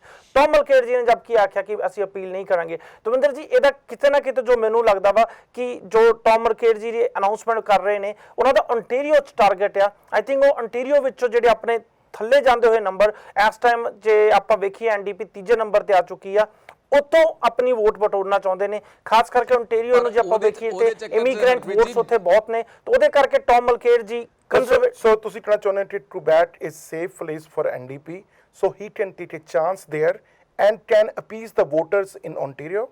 मैं ये कह रहा कि देखो कुबैक ਵਿੱਚ ਜੇ ਆਪਾਂ ਥੋੜੀ ਜੀ ਕੈਲਕੂਲੇਸ਼ਨ ਕਰੀਏ, ਜੇ ਨਿਕਾਬ ਦੀ ਸਪੋਰਟ ਲੈਣ ਨਾਲ ਜੇ ontario ਵਿੱਚੋਂ NDP ਨੂੰ ਫਾਇਦਾ ਹੋ ਜਾਏ 5% 6% ਫਾਇਦਾ ਹੋ ਜਾਏ, ਕੁਬੈਕ ਵਿੱਚੋਂ ਜੇ ਲਾਸ ਹੋ ਜਾਏ 0.5 or 1%, ਤੇ ਜੇ ਪਰਸੈਂਟੇਜ ਵੇਖੋ ਤੇ ਉੱਥੇ NDP ਨੂੰ ਫਾਇਦਾ ਹੋਊਗਾ। I think this is the game he is playing. ਜਿਹੜੀ ਨਿਕਾਬ ਦੀ ਪਾਲਿਸੀ ਦੇ ਨਾਲ ਜਿਹੜਾ ਤੁਸੀਂ ਫਾਇਦੇ ਦੀ ਗੱਲ ਕਰਦੇ ਹੋ, ਇਹ ਫਾਇਦਾ ਕਿਹੜੀ ਪਾਰਟੀ ਦੀਆਂ ਵੋਟਾਂ ਲੈ ਕੇ ਹੋਣਗੀਆਂ, ਲਿਬਰਲ ਦੀਆਂ ਜਾਂ ਕੰਜ਼ਰਵੇਟਿਵ ਦੀਆਂ? ਆਈ ਥਿੰਕ ਇੱਥੇ ਅਟੈਕ ਜੋ ਥਾਮਸ ਮਲਕੇਰ ਜੀ ਕਰ ਰਹੇ ਨੇ ਸਿੱਧਾ ਕੰਜ਼ਰਵੇਟਿਵ ਤੇ ਆ, ਤੇ ਆਈ ਥਿੰਕ ਉਧਰੋਂ ਜਿਹੜੇ ਇਮੀਗ੍ਰੈਂਟਸ ਵੋਟਾਂ ਨੇ ਉਧਰੋਂ ਖਿੱਚਣਾ ਚਾਹੁੰਦੇ ਨੇ ਕੰਜ਼ਰਵੇਟਿਵ ਸਾਈਡ ਤੋਂ। ਲਿਬਰਲ ਪਾਰਟੀ ਤੇ ਕੀ ਫਰਕ ਪਊਗਾ? ਲਿਬਰਲ ਪਾਰਟੀ ਤੇ ਕੋਈ ਜ਼ਿਆਦਾ ਫਰਕ ਨਹੀਂ ਪੈਣਾ ਚਾਹੀਦਾ ਮੇਰੇ ਖਿਆਲ ਨਾਲ। ਡਾਇਰੈਕਟ ਜੋ ਇਮੀਗ੍ਰੈਂਟਸ ਵੋਟ ਨੇ ਜਾਂ ਜੋ ਮੁਸਲਿਮ ਵੋਟ ਨੇ ਉਹ ਵੋਟ ਨੂੰ ਆਪਣੇ ਵੱਲ ਕਰਨਾ ਚਾਹੁੰਦੇ ਨੇ ਥਾਮਸ ਮਲਕੇਰ ਜੀ। ਪਰ ਇੱਥੇ ਇੱਕ ਹੋਰ ਚੀਜ਼ ਹੈ ਦਵਿੰਦਰ ਜੀ, he may be able to get some votes from liberal, ਪਰ ਜ਼ਿਆਦਾ ਵੋਟਸ ਕਿਉਂਕਿ ਸਟੀਫਨ ਹਾਰਪਰ ਜੀ ਦੇ ਵੱਲ ਜੋ ਉਹਨਾਂ ਦਾ ਸਖਤ ਰੁਖ ਆ ਨਕਾਬ ਨੂੰ ਲੈ ਕੇ ਉਧਰੋਂ ਖਿੱਚਣ 'ਚ ਕਾਮਯਾਬ ਹੋਣਗੇ। ਪਰ ਜਦੋਂ 1 ਮਹੀਨੇ ਜਾਨੀ ਲਾਸਟ ਸਾਹਾਂ ਤੇ ਇਹ ਕੈਂਪੇਨ ਆ ਰਿਹਾ ਤਾਂ ਕਿਤੇ ਨਾ ਕਿਤੇ ਪਰਮਿੰਦਰ ਸਿੰਘ ਜੀ ਇਹ ਨਹੀਂ ਲੱਗ ਰਿਹਾ ਕਿ ਥਾਮਸ ਮਲਕੇਰ ਤੇ ਜਸਟਿਨ ਟਰੂਡੋ ਦੀਆਂ ਪਾਲਿਸੀਜ਼ ਸਿਮਿਲਰ ਲੱਗ ਰਹੀਆਂ ਨੇ ਤੇ ਇਸ ਦਾ ਫਾਇਦਾ ਕਿਤੇ ਨਾ ਕਿਤੇ ਕੰਜ਼ਰਵੇਟਿਵ ਹੀ ਲੈ ਜਾਣ? ਦਵਿੰਦਰ ਜੀ ਬਿਲਕੁਲ ਤੁਹਾਡੀ ਗੱਲ ਸਹੀ ਆ। ਇਸ ਟਾਈਮ ਦੇ ਉੱਤੇ ਆ ਕੇ ਲਿਬਰਲ ਦੀਆਂ ਪਾਲਿਸੀਜ਼ ਔਰ ਐਨਡੀਪੀ ਦੀ ਪਾਲਿਸੀਜ਼ ਕਿਤੇ ਨਾ ਕਿਤੇ ਆਪਸ ਦੇ ਵਿੱਚ ਕਲੈਸ਼ ਕਰਦੀਆਂ ਪਈਆਂ, ਆਪਸ ਦੇ ਵਿੱਚ ਮਿਲਦੀਆਂ ਨਜ਼ਰ ਆ ਰਹੀਆਂ ਆ, ਔਰ ਇਹਦਾ ਫਾਇਦਾ ਬਿਲਕੁਲ ਕੰਜ਼ਰਵੇਟਿਵ ਚੁੱਕ ਸਕਦੇ ਆ। ਪਰ ਇੱਥੇ ਹੁਣ ਡਿਪੈਂਡ ਕਰੂਗਾ ਕਿ ਜਿਸ ਤਰ੍ਹਾਂ ਪਹਿਲਾਂ ਪਿਛਲੀ ਡਿਬੇਟ ਦੀ ਅਸੀਂ ਗੱਲ ਕੀਤੀ ਸੀ ਤੇ ਉਹਦੇ ਵਿੱਚ ਜਸਟਿਨ ਟਰੂਡੋ ਜੀ ਨੇ ਬਹੁਤ ਅਗਰੈਸਿਵ ਆਪਣਾ ਬਿਹੇਵੀਅਰ ਸ਼ੋ ਕੀਤਾ ਸੀ। ਜੋ ਹਰਪ੍ਰੀਤ ਜੀ ਤੋਂ ਤੁਸੀਂ ਕੁਐਸਚਨ ਪੁੱਛਦੇ ਪਏ ਸੀਗੇ, ਮੈਂ ਇਹਦਾ ਇੱਕ ਪੁਆਇੰਟ ਜ਼ਰੂਰ ਲੈ ਕੇ ਆਉਣਾ ਚਾਹੁੰਦਾ ਸੀ ਕਿ ਇਸ ਵਾਰੀ ਉਹਨਾਂ ਨੇ ਆਪਣਾ ਕਾਮ ਜਿਹੜਾ ਬਿਹੇਵੀਅਰ ਸੀਗਾ ਆਪਣੇ ਆਪ ਨੂੰ ਪ੍ਰੈਜ਼ੈਂਟ ਕੀਤਾ ਕਿ ਉਹ ਵੀ ਬਹੁਤ ਹੀ ਸਹਿ ਸੁਭਾਅ ਦੇ ਇਨਸਾਨ ਹੈਗੇ ਆ, ਉਹ ਵੀ ਸਹਿ ਸੁਭਾਅ ਦੇ ਵਿੱਚ ਆਰਾਮ ਨਾਲ ਗੱਲ ਕਰਦੇ ਆ ਤੇ ਉਹ ਆਪਣੇ ਆਪ ਨੂੰ ਇਸ ਟਾਈਮ ਦੇ ਉੱਤੇ ਪ੍ਰੋਜੈਕਟ ਕਰ ਰਹੇ ਸੀ ਕਿ ਉਹ ਵੀ ਸ਼ਾਇਦ ਜਿਹੜੇ ਲੀਡਰ ਕੈਨੇਡਾ ਨੂੰ ਲੀਡ ਕਰ ਸਕਦੇ ਆ। ਸੋ ਜਿਹੜੀ ਐਂਗਰੀ ਜੈਂਟਲਮੈਨ ਦੀ ਭੂਮਿਕਾ ਸੀ ਉਹ ਚੰਗੀ ਨਹੀਂ ਲੱਗੀ ਟਰੂਡੋ ਸਾਹਿਬ ਨੂੰ? ਪਤਾ ਨਹੀਂ ਹੁਣ ਇਹ ਤਾਂ ਲੋਕਾਂ ਵੱਲੋਂ ਉਹਨਾਂ ਨੂੰ ਕੀ ਕਮੈਂਟ ਦਿੱਤੇ ਗਏ ਜਿਸ ਤੋਂ ਬਾਅਦ ਉਹ ਹੁਣ ਬੜੇ ਕਾਮ ਮੋਡ ਦੇ ਵਿੱਚ ਆ ਗਏ। Harpreet ji, did you agri ਕਿ ਹੀ is not N angry gentleman? He was just acting on that day? ਨਹੀਂ ਦੇਖੋ, ਡਿਬੇਟ ਵਿੱਚ ਜਾ ਕੇ ਅਗਰੈਸਿਵ ਬਿਹੇਵ ਕਰਨਾ ਡਸਨਟ ਮੀਨ ਕਿ ਤੁਸੀਂ ਐਂਗਰੀ ਯੰਗ ਮੈਨ ਜੋ। ਪਰ ਇਸ ਵਾਰੀ ਕੰਮ ਕਿਉਂ ਸੀ? ਮੈਂ ਅਗੇਨ ਆਖਿਆ ਇਹ ਸਟ੍ਰੈਟਜੀ ਸੀ ਫ੍ਰੈਂਚ ਵਿੱਚ ਡਿਬੇਟ ਸੀ। ਫ੍ਰੈਂਚ ਦੇ ਜਿਹੜੇ ਲੋਕ ਨੇ ਉਹ ਕਾਮ ਬੰਦਿਆਂ ਨੂੰ ਲਾਈਕ ਕਰਦੇ ਨੇ? ਨਹੀਂ ਮੈਂ ਇਹ ਨਹੀਂ ਕਹਿ ਰਿਹਾ। I mean maybe strategy ਇਹ ਹੋਵੇ ਕਿ ਜੇ ਆਪਾਂ ਵਿਨਰ ਨਾ ਵੀ ਹੋਈਏ let's not lose it। French ਵਿੱਚ ਸੀ, ਕਿਊਬੈਕ ਵਿੱਚ ਸੀ ਐਂਡ ਦੂਜੇ ਪਾਸੇ ਠਾਠਾ ਹੋ ਰਹੀ ਸੀ, ਸ਼ਾਇਦ ਉਹਨਾਂ ਸੋਚਿਆ ਕਿ ਤੁਸੀਂ ਚੁੱਪ ਕਰਕੇ ਸਾਈਡ ਤੇ ਰਹੋ ਐਂਡ ਜੇ ਇਹਨਾਂ ਦਾ ਫਾਇਦਾ ਇਹਨਾਂ ਦੋਵਾਂ ਨੂੰ ਜੇ ਨੁਕਸਾਨ ਹੁੰਦਾ ਹੈ ਤਾਂ ਉਹਦਾ ਫਾਇਦਾ ਸ਼ਾਇਦ ਜਸਟਿਨ ਟਰੂਡੋ ਨੂੰ ਲੱਗਿਆ ਹੋ ਕਿ ਮੈਨੂੰ ਹੋ ਜਾਊਗਾ। Okay, let's move on from debate. ਅੱਜ ਜਦੋਂ ਸਵੇਰੇ ਅਸੀਂ ਸਾਜਰੇ ਉੱਠੇ ਤਾਂ ਪਹਿਲੀ ਲਿਬਰਲ ਪਾਲਿਸੀ ਦੀ ਅਨਾਉਂਸਮੈਂਟ ਹੋਈ। ਕੱਲ ਰਾਤ ਇਹ ਖਬਰਾਂ ਆ ਰਹੀਆਂ ਸਨ, ਮੈਨੂੰ ਕੋਈ ਸ਼ੱਕ ਵੀ ਸੀਗਾ ਕਿ ਇਹ ਖਬਰ ਸੱਚੀ ਹੋਊਗੀ ਕਿ ਜਿਹੜੀ ਬਹੁਤ ਹੀ ਸਮੇਂ ਤੋਂ ਮੇਰਾ ਖਿਆਲ ਹੈ ਲਿਬਰਲ ਪਾਰਟੀ ਆਖਰੀ ਸਮੇਂ ਤੇ ਅਨਾਉਂਸਮੈਂਟ ਕਰੂਗੀ, ਪਰ ਅੱਜ ਉਹਨਾਂ ਨੇ ਸਵੇਰੇ ਅਨਾਉਂਸਮੈਂਟ ਕੀਤੀ ਕਿ ਜਿਹੜਾ ਫੈਮਿਲੀ ਰੀਯੂਨੀਫਿਕੇਸ਼ਨ ਪਾਰਟ ਆਫ ਇਮੀਗ੍ਰੇਸ਼ਨ ਆ ਉਸ ਤੇ 5000 ਐਪਲੀਕੇਸ਼ਨ ਦਾ ਜਿਹੜਾ ਕੈਪ ਆ ਉਸ ਨੂੰ ਇਨਕਰੀਜ਼ ਕਰਕੇ 10000 ਲਾਉਗੀ। 10000 ਲਾਉਣ ਦੇ ਨਾਲ ਜਿਹੜੀ ਐਥਨਿਕ ਕਮਿਊਨਿਟੀਜ਼ ਦੇ ਵਿੱਚ ਇਮੀਗ੍ਰੇਸ਼ਨ ਦੀ ਜਿਹੜੀ ਕੰਪਲੇਂਟਸ ਆ ਰਹੀਆਂ ਸੀ ਇਹ ਬਿਲਕੁਲ ਵਾਜਿਬ ਕੰਪਲੇਂਟਾਂ ਸੀ ਕਿ ਜਿਹੜਾ 5000 ਦਾ ਕੈਪ ਆ ਉਹ ਇੱਕ ਹਫ਼ਤੇ ਦੇ ਵਿੱਚ ਹੀ ਭਰ ਜਾਂਦਾ ਤੇ ਬਾਕੀ ਸਾਰਾ ਸਾਲ ਕੋਈ ਐਪਲੀਕੇਸ਼ਨ ਨਹੀਂ ਲਈ ਜਾਂਦੀ। ਹਰਪ੍ਰੀਤ ਜੀ, ਇਸ ਕੈਪ ਨੂੰ ਵਧਾਉਣ ਦੇ ਲਈ ਟਰੂਡੋ ਸਾਹਿਬ ਨੂੰ ਕਿੰਨਾ ਕੁ ਫਾਇਦਾ ਹੋਊਗਾ? ਤੰਦਰ ਜੀ ਅਗੇਨ ਲਿਬਰਲ ਪਾਰਟੀ ਦਾ ਜੋ ਮੇਨ ਬੇਸ ਹੈ, ਜਦੋਂ ਆਪਾਂ ਇਮੀਗ੍ਰੈਂਟਸ ਨੂੰ ਪੁੱਛਦੇ ਹਾਂ ਦੇ ਲਾਈਕ ਲਿਬਰਲ ਪਾਲਿਸੀ ਸਿਰਫ ਬਿਕੋਜ਼ ਆਫ ਇਮੀਗ੍ਰੇਸ਼ਨ, ਈਵਨ ਦੋ ਕਿ ਕੰਜ਼ਰਵੇਟਿਵਸ ਕਨਵਿੰਸ ਕਰਨ ਦੀ ਕਾਫੀ ਕੋਸ਼ਿਸ਼ ਕਰ ਰਹੇ ਆ ਕਿ ਸਾਡੇ ਨੰਬਰਸ ਬੈਟਰ ਨੇ, ਬਟ ਸਟਿਲ ਇਮੀਗ੍ਰੈਂਟਸ ਕਿਤੇ ਨਾ ਕਿਤੇ ਲਿਬਰਲ ਵੱਲ ਝੁਕਦੇ ਨੇ। ਤੇ ਜਿਹੜਾ 10000 ਦਾ ਨੰਬਰ ਆ ਇਹ ਵੇਖ ਲਓ ਕਿ ਡਬਲ ਹੋ ਗਿਆ ਜੋ ਕੰਜ਼ਰਵੇਟਿਵ ਦੇ ਨੰਬਰ ਤੋਂ ਸੀ। ਇਹਦੇ ਨਾਲ ਇੱਕ ਹੋਰ ਜਿਹੜੀ ਉਹਨਾਂ ਨੇ ਗੱਲ ਆਖੀ ਹੈ ਕਿ ਜਿਹੜੀ ਡਿਪੈਂਡੈਂਟ ਚਾਈਲਡ ਵਾਲੀ ਏਜ ਆ ਉਹ ਵੀ 19 ਤੋਂ ਵਧਾ ਕੇ ਉਹ 22 ਕਰ ਰਹੇ ਨੇ। ਤੇ ਇਹਦੇ ਨਾਲ ਕਿੰਨਾ ਫਾਇਦਾ ਹੋਊਗਾ ਇਮੀਗ੍ਰੈਂਟਸ ਨੂੰ? ਜੇ ਪਹਿਲਾਂ 1 ਵੀਕ 'ਚ ਭਰ ਜਾਂਦੀ ਸੀ 5000 ਫਾਈਲਸ ਦੀ ਲਿਮਿਟ 1 ਵੀਕ 'ਚ ਪੂਰੀ ਹੋ ਜਾਂਦੀ ਸੀ, ਹੁਣ ਸ਼ਾਇਦ 2 ਜਾਂ 2.5 ਵੀਕ 'ਚ ਪੂਰੀ ਹੋ ਜਾਏ। ਪਰ Davinder so it's a drama then you are it's not a drama. ਨਹੀਂ ਮੈਂ ਇਹ ਨਹੀਂ ਕਹਿ ਰਿਹਾ ਇਟਸ ਨਾਟ ਅ ਡਰਾਮਾ। 52 ਹਫ਼ਤਿਆਂ 'ਚ 2-2.5 ਹਫ਼ਤੇ does it matter bit? It does matter ਸੋ ਯਾਨੀ ਇੱਕ ਹਫ਼ਤੇ 'ਚ ਮਾੜੀ ਹੋ ਜਾਂਦੀ ਸੀ ਫਿਰ ਉਹ ਮਾੜੀ ਸੀ, 2 ਹਫ਼ਤਿਆਂ 'ਚ ਮਾੜੀ ਨਹੀਂ। ਦੇਖੋ 1 ਹਫ਼ਤੇ ਜੋ ਨੰਬਰ ਕੰਜ਼ਰਵੇਟਿਵ ਨੇ ਦਿੱਤੇ ਆ, 1 ਮਿੰਟ ਪਰਮਿੰਦਰ ਸਿੰਘ ਜੀ, ਉਹ ਇਹ ਕਹਿ ਰਹੇ ਨੇ ਕਿ 25000 ਲਗਭਗ ਫੈਮਿਲੀ ਮੈਂਬਰਸ ਆ ਜਾਂਦੇ ਸੀ। ਤਾਂ ਜੇ ਆਪਾਂ ਇਹਦੇ ਨਾਲ ਵੇਖੀਏ ਤੇ ਇਹਦੇ ਨਾਲ ਹੁਣ ਡਬਲ ਹੋਣ ਨਾਲ 50000 ਤੋਂ ਲੈ ਕੇ 60000 ਆ ਜਾਣਗੇ। ਐਟਲੀਸਟ ਇਮੀਗ੍ਰੇਸ਼ਨ ਜੋ ਇਮੀਗ੍ਰੈਂਟ ਫੈਮਿਲੀਜ਼ ਨੇ ਜਿਹੜੇ ਲੋਕ ਅਪਲਾਈ ਕਰ ਰਹੇ ਨੇ ਆਪਣੀ ਫੈਮਿਲੀਜ਼ ਵਾਸਤੇ, ਉਹਨਾਂ ਨੂੰ ਥੋੜੀ ਜਿਹੀ ਹੋਪ ਆ and better plan than conservative. Do you buy this Parminder Singh ji? ਨਹੀਂ ਦਵਿੰਦਰ ਜੀ, ਇਹ ਜਸਟ ਮੈਂ ਕਹੂੰਗਾ ਕਿ ਇਹ ਸਿਰਫ ਤੇ ਸਿਰਫ ਇੱਕ ਲੋਲੀਪੌਪ ਦਿੱਤਾ ਜਾ ਰਿਹਾ ਹੈ, ਕਿਉਂਕਿ ਆਲਰੇਡੀ ਅਸੀਂ ਦੇਖਦੇ ਪਏ ਹਾਂ ਓਨਟਾਰੀਓ ਦੇ ਵਿੱਚ ਨੰਬਰ ਸਟਰੋਂਗ ਹੈਗੇ ਆ, ਉਧਰ ਜੇ ਅਸੀਂ BC ਦੇ ਵਿੱਚ ਚੱਲ ਜਾਈਏ ਉਧਰ ਇਧਰ ਫਾਇਦਾ ਹੋ ਸਕਦਾ ਹੈ। ਸੋ ਹੋਰ ਮੈਨੂੰ ਨਹੀਂ ਲੱਗਦਾ ਕਿਸੇ ਪਾਸੇ ਇਹਦਾ ਫਾਇਦਾ ਬਹੁਤ ਜ਼ਿਆਦਾ ਜੇ ਕਹੀਏ। ਨਹੀਂ ਪਰ ਪਰਮਿੰਦਰ ਸਿੰਘ ਜੀ ਫਾਇਦੇ ਦੀ ਗੱਲ ਨਹੀਂ ਕਰਦੇ ਆਪਾਂ, ਤੁਸੀਂ ਕੀ ਚਾਹੁੰਦੇ ਨੰਬਰ ਘਟਾ ਦੇਣੇ ਚਾਹੀਦੇ ਸੀ? ਨਹੀਂ, ਪਰ why didn't he remove the cap? Why didn't he remove the cap? I think Davinder ਜੀ ਰਿਮੂਵ ਤੁਸੀਂ ਨਹੀਂ ਕਰ ਸਕਦੇ ਬਿਕੋਜ਼ ਜਿਹੜੀ ਤੁਸੀਂ ਜਿੰਨੇ ਵੀ ਆਪਣੇ ਕੈਨੇਡਾ ਚ ਇਮੀਗ੍ਰੇਟ ਲਿਆਉਂਦੇ ਜੋ ਕਿਤੇ ਨਾ ਕਿਤੇ ਤੁਹਾਨੂੰ ਉਹਨੂੰ ਕੰਟਰੋਲ ਤੇ ਕਰਨਾ ਹੀ ਪਊਗਾ। ਫਿਰ ਜਸਟਿਨ ਟਰੂਡੋ ਜਿਹੜਾ ਜੇਸਨ ਕੈਨੀ ਵੱਲੋਂ ਲਾਇਆ ਗਿਆ ਕੈਪ ਦਾ ਵਿਰੋਧ ਕਿਉਂ ਕਰਦੇ ਸੀ? ਮੈਂ ਇਹ ਗੱਲ ਕਹਿਣਾ, ਜੇ ਤੁਸੀਂ 5000 ਐਪਲੀਕੇਸ਼ਨ ਦਾ ਵਿਰੋਧ ਕਰ ਰਹੇ ਹੋ ਤੇ ਜਸਟੀਫਾਈ ਕਰ ਰਹੇ ਹੋ ਕਿ 10000 ਤੇ ਹੋਣਾ ਚਾਹੀਦਾ, how can you justify it if it's going to be filled in next 2 weeks? Davinder ji ਇੱਕ ਚੀਜ਼ ਮੈਂ ਕਹਿਣੀ ਚਾਹੂੰਗਾ, ਆਈ ਥਿੰਕ ਇਹ ਜਿਹੜਾ ਪੁਆਇੰਟ ਸੀਗਾ ਉਹ ਜਸਟਿਨ ਟਰੂਡੋ ਜੀ ਡਿਬੇਟ ਦੇ ਵਿੱਚ ਰੱਖਣਾ ਭੁੱਲ ਗਏ ਤੇ ਇਸ ਕਰਕੇ ਹੁਣ ਉਹਨਾਂ ਨੂੰ ਯਾਦ ਆਇਆ ਕਿ ਹਾਂ ਮੈਂ ਇਹ ਪੁਆਇੰਟ ਜਿਹੜਾ ਆ ਹੁਣ ਮੈਂ ਇਹਦਾ ਯੂਟਿਲਾਈਜ਼ ਕਰ ਸਕਦਾ ਹਾਂ। ਸੋ ਹੁਣ ਉਹਨਾਂ ਨੇ ਇਹ ਪੁਆਇੰਟ ਤਾਂ ਚੱਕਰ ਕੇ ਚੱਕਿਆ ਹੈ ਔਰ ਇਹ ਸਿਰਫ ਤੇ ਸਿਰਫ ਇਹ ਇੱਕ ਲੋਲੀਪੌਪ ਆ, ਹੋਰ ਇਸ ਤੋਂ ਇਲਾਵਾ ਕੁਝ ਨਹੀਂ ਹੈ। ਪਰਮਿੰਦਰ ਸਿੰਘ ਜੀ ਤੁਸੀਂ ਮੈਨੂੰ ਥੋੜਾ ਜਿਹਾ ਇੱਕ ਮਿੰਟ, ਪਰਮਿੰਦਰ ਸਿੰਘ ਜੀ ਤੁਸੀਂ ਬਾਰ-ਬਾਰ ਲੋਲੀਪੌਪ ਦੀ ਗੱਲ ਕਰ ਰਹੇ ਹੋ, ਜੇ 25000 ਫੈਮਿਲੀ ਬੰਦੇ ਹੁੰਦੇ ਸਨ 50000 ਹੋਣਗੇ, ਡਬਲ ਹੋ ਗਏ, ਮੈਨੂੰ ਥੋੜਾ ਜਿਹਾ ਸਮਝਾਓਗੇ ਲੋਲੀਪੌਪ ਕਿਉਂ ਆ? ਹਰਪ੍ਰੀਤ ਜੀ ਜਿਹੜੀ ਸੇ ਤੇ 50000 ਹੋਣਗੇ। ਮੈਂ ਪਰਮਿੰਦਰ ਸਿੰਘ ਹਾਂਜੀ ਦੱਸੋ ਕਿ ਲੋਲੀਪੌਪ ਕਿਉਂ ਆ? ਨਹੀਂ ਗੱਲ ਤਾਂ ਫਿਰ ਉੱਥੇ ਦੀ ਉੱਥੇ ਹੀ ਹੈ ਕਿ ਹਾਂ ਜਿਹੜੀਆਂ ਐਪਲੀਕੇਸ਼ਨਾਂ ਇੱਕ ਹਫਤੇ ਦੇ ਵਿੱਚ ਫਿਲ ਅਪ ਹੁੰਦੀਆਂ ਸੀਗੀਆਂ। ਪਰਮਿੰਦਰ ਸਿੰਘ ਜੀ ਆਪਾਂ ਇੱਥੇ ਉਹਨਾਂ ਨੇ ਐਪਲੀਕੇਸ਼ਨ ਦੇ ਨੰਬਰ ਵਧਾਏ ਨੇ, ਇਹਦੇ ਨਾਲ ਇਮੀਗ੍ਰੈਂਟਸ ਨੂੰ ਫਾਇਦਾ ਹੀ ਹੋਊਗਾ। ਤੁਸੀਂ ਕਿਦਾਂ ਕਹਿ ਸਕਦੇ ਹੋ ਲੋਲੀਪੌਪ ਹੈ? ਜੇ ਕੋਈ ਵੀ ਇਮੀਗ੍ਰੈਂਟ ਆ he will see this as a, ਕੀ ਤੁਸੀਂ ਕਹਿ ਸਕਦੇ ਹੋ ਕਿ ਕੈਪ ਲਾਉਣ ਤੋਂ ਜਿਹੜੀ ਗੱਲਬਾਤ ਆ ਉਸ ਤੋਂ ਖੁੰਝ ਚੁੱਕੇ ਨੇ? ਕਿਉਂਕਿ ਜੇ ਤੁਸੀਂ ਇੱਥੇ ਐਕਸਪ੍ਰੈਸ ਐਂਟਰੀ ਵਰਗੇ ਸਿਸਟਮ ਦੀ ਗੱਲ ਕਰਦੇ ਹੋ, ਕੰਪਿਊਟਰਾਈਜ਼ ਸਿਸਟਮ ਦੀ ਗੱਲ ਕਰਦੇ ਹੋ ਕਿ ਤੁਹਾਡੀ ਐਪਲੀਕੇਸ਼ਨ ਜੇ ਐਲੀਜੀਬਲ ਆ ਤਾਂ ਆਪਣੇ ਆਪ ਅਸੈਪਟ ਹੋ ਜਾਊਗੀ, ਤਾਂ ਫੈਮਿਲੀ ਰੀਯੂਨੀਫਿਕੇਸ਼ਨ ਦੇ ਵਿੱਚ ਇਹ ਜੀ ਕੋਈ ਪ੍ਰਪੋਜ਼ਲ ਕਿਉਂ ਨਹੀਂ ਦਿੱਤੀ ਗਈ? ਪਰ ਦਵਿੰਦਰ ਜੀ ਫਿਰ ਇੱਥੇ ਹੁਣ ਆਪਾਂ ਜਿੰਨੇ ਵੀ ਫੋਰਨ ਕੰਟਰੀਜ਼ ਲੋਕ ਰਹਿੰਦੇ ਨੇ, ਕੈਨੇਡਾ ਨੂੰ ਛੱਡ ਕੇ ਬਾਹਰ ਲੋਕ ਰਹਿੰਦੇ ਨੇ, ਕੈਨੇਡਾ ਆਉਣਾ ਚਾਹੁੰਦੇ ਨੇ, ਆਪਾਂ ਹਰ ਬੰਦੇ ਦੀ ਐਪਲੀਕੇਸ਼ਨ ਦੇ ਐਕਸੈਪਟ ਨਹੀਂ ਕਰ ਸਕਦੇ। Government have to put some limit and ਇਹ ਉਹਦਾ ਹੀ ਪਲਾਨ ਆ। ਅਗੇਨ ਤੁਸੀਂ ਜੇ ਵੇਖੋ ਤੇ ਕੰਜ਼ਰਵੇਟਿਵ ਦਾ 5000 ਸੀ ਤੇ ਜਸਟਿਨ ਟਰੂਡੋ 10000 ਕਹਿ ਰਹੇ ਨੇ, NDP still didn't came with a number. the problem to some extent ਕੁਝ ਪ੍ਰੋਬਲਮ ਨੂੰ ਥੋੜਾ ਜਿਹਾ ਇਤੋਂ ਨੰਬਰਸ ਵਧਣ ਨਾਲ ਥੋੜੀ ਜੀ ਜਿਹੜੀ ਬੈਕਲੌਗ ਹੈ ਘਟੂਗੀ। ਜੇ ਲਿਬਰਲ ਪਾਰਟੀ ਨੂੰ ਇਮੀਗ੍ਰੇਸ਼ਨ ਦੇ ਵਿੱਚ ਬਹੁਤ ਵੱਡਾ ਸਿਹਰਾ ਵੀ ਦਿੱਤਾ ਜਾਂਦਾ, ਜੇ ਚਾਰਟਰ ਤੇ ਜਿਹੜੇ ਰਾਈਟ ਦੀ ਗੱਲ ਕੀਤੀ ਜਾਵੇ, ਟਰੂਡੋ ਸਾਹਿਬ ਦੇ ਫਾਦਰ ਦਾ ਨਾਮ ਕਾਫੀ ਰਿਸਪੈਕਟ ਦੇਣ ਵਿੱਚ ਲਿਆ ਜਾਂਦਾ, ਪਰ ਜਿੰਨੀ ਇਮੀਗ੍ਰੇਸ਼ਨ ਫਾਈਲਾਂ ਦੀ ਮੈਸ ਵੀ ਕੀਤੀ ਆ ਉਹ ਲਿਬਰਲ ਪਾਰਟੀ ਨੇ ਹੀ ਕੀਤੀ ਆ। ਤੁਹਾਨੂੰ ਪਰਮਿੰਦਰ ਸਿੰਘ ਜੀ ਯਾਦ ਹੋਊਗਾ ਕਿ ਐਡੀ ਵੱਡੀ ਬੈਕਅਪ ਫਾਈਲਾਂ ਬਣ ਚੁੱਕੀਆਂ ਸੀ ਕਿ ਕਿਸੇ ਹੱਦ ਤੱਕ ਉਹ ਫਾਈਲਾਂ ਹੀ ਨਹੀਂ ਸੀ ਪੂਰੀਆਂ ਹੋ ਸਕਦੀਆਂ। ਜਾਂ ਤਾਂ 4-5 ਸਾਲ ਲਈ ਇਮੀਗ੍ਰੇਸ਼ਨ ਦੀਆਂ ਫਾਈਲਾਂ ਲੈਣੀਆਂ ਬੰਦ ਕਰ ਦਿੱਤੀਆਂ ਜਾਂਦੀਆਂ, ਜਾਂ ਉਹਨਾਂ ਦੇ ਪੈਸੇ ਵਾਪਸ ਕਰਕੇ ਫਾਈਲਾਂ ਭੇਜ ਕੇ ਇੱਕ ਅਯੋਗ ਫਾਈਲਾਂ ਦੇ ਤੌਰ ਤੇ ਫਾਈਲਾਂ ਲਈਆਂ ਜਾਣ। ਜਦੋਂ ਇਸ ਫੈਸਲੇ ਦੀ ਗੱਲ ਕੀਤੀ ਸੀ, ਕਿਵੇਂ 10000 ਦੀ ਜਿਹੜੀ ਕੈਪ ਲਾਇਆ ਗਿਆ ਉਸ ਤੇ ਟਰਸਟ ਕੀਤਾ ਜਾ ਸਕਦਾ? ਕਿਉਂਕਿ ਜਿੰਨੀਆਂ ਵੀ ਪ੍ਰੋਬਲਮ, ਜਿੰਨੇ ਵੀ ਬੈਕਲੌਗ ਹੋਏ ਨੇ, ਕਿਤੇ ਨਾ ਕਿਤੇ ਲਿਬਰਲ ਪਾਰਟੀ ਹੀ ਜ਼ਿੰਮੇਵਾਰ ਆ। ਤੁਸੀਂ ਇਸ ਮੇਰੀ ਗੱਲ ਨਾਲ ਸਹਿਮਤ ਹੋ ਜਾਂ ਨਹੀਂ? ਬਿਲਕੁਲ ਦਵਿੰਦਰ ਜੀ, ਇਹ ਜਦੋਂ ਤੁਸੀਂ ਇੱਕ ਵਿਦਆਊਟ ਐਨੀ ਨੰਬਰਸ ਜਾਂ ਤੁਹਾਨੂੰ ਪਤਾ ਨਹੀਂ ਕਿ ਤੁਹਾਡੀ ਕੈਪੈਸਿਟੀ ਕੀ ਹੈਗੀ, ਤੁਸੀਂ ਸਾਲ ਦੀਆਂ ਕਿੰਨੀਆਂ ਫਾਈਲਸ ਪ੍ਰੋਸੈਸ ਕਰਨੀਆਂ ਆ ਤੇ ਤੁਸੀਂ ਫਾਈਲ ਤੇ ਲਈ ਇਕੱਠੀਆਂ ਕਰੀ ਜਾਂਦੇ ਹੋ, ਉਹਨੂੰ ਸਟੈਕ ਅਪ ਕਰੀ ਜਾਂਦੇ ਪਏ ਹੋ। ਐਂਡ ਆਫ ਦਾ ਡੇ ਹੋ ਕੀ ਰਿਹਾ ਹੈ ਕਿ ਜਿਹੜੀਆਂ ਜੈਨੂਇਨ ਫਾਈਲਸ ਵੀ ਹੈਗੀਆਂ, ਜਿਹੜੀਆਂ ਜਲਦੀ ਪ੍ਰੋਸੈਸ ਹੋਣੀਆਂ ਚਾਹੀਦੀਆਂ ਫਾਈਲਸ, ਉਹ ਵੀ ਸ਼ਾਇਦ ਕਿਤੇ ਨਾ ਕਿਤੇ ਮਿਸ ਹੋ ਰਹੀਆਂ ਆ।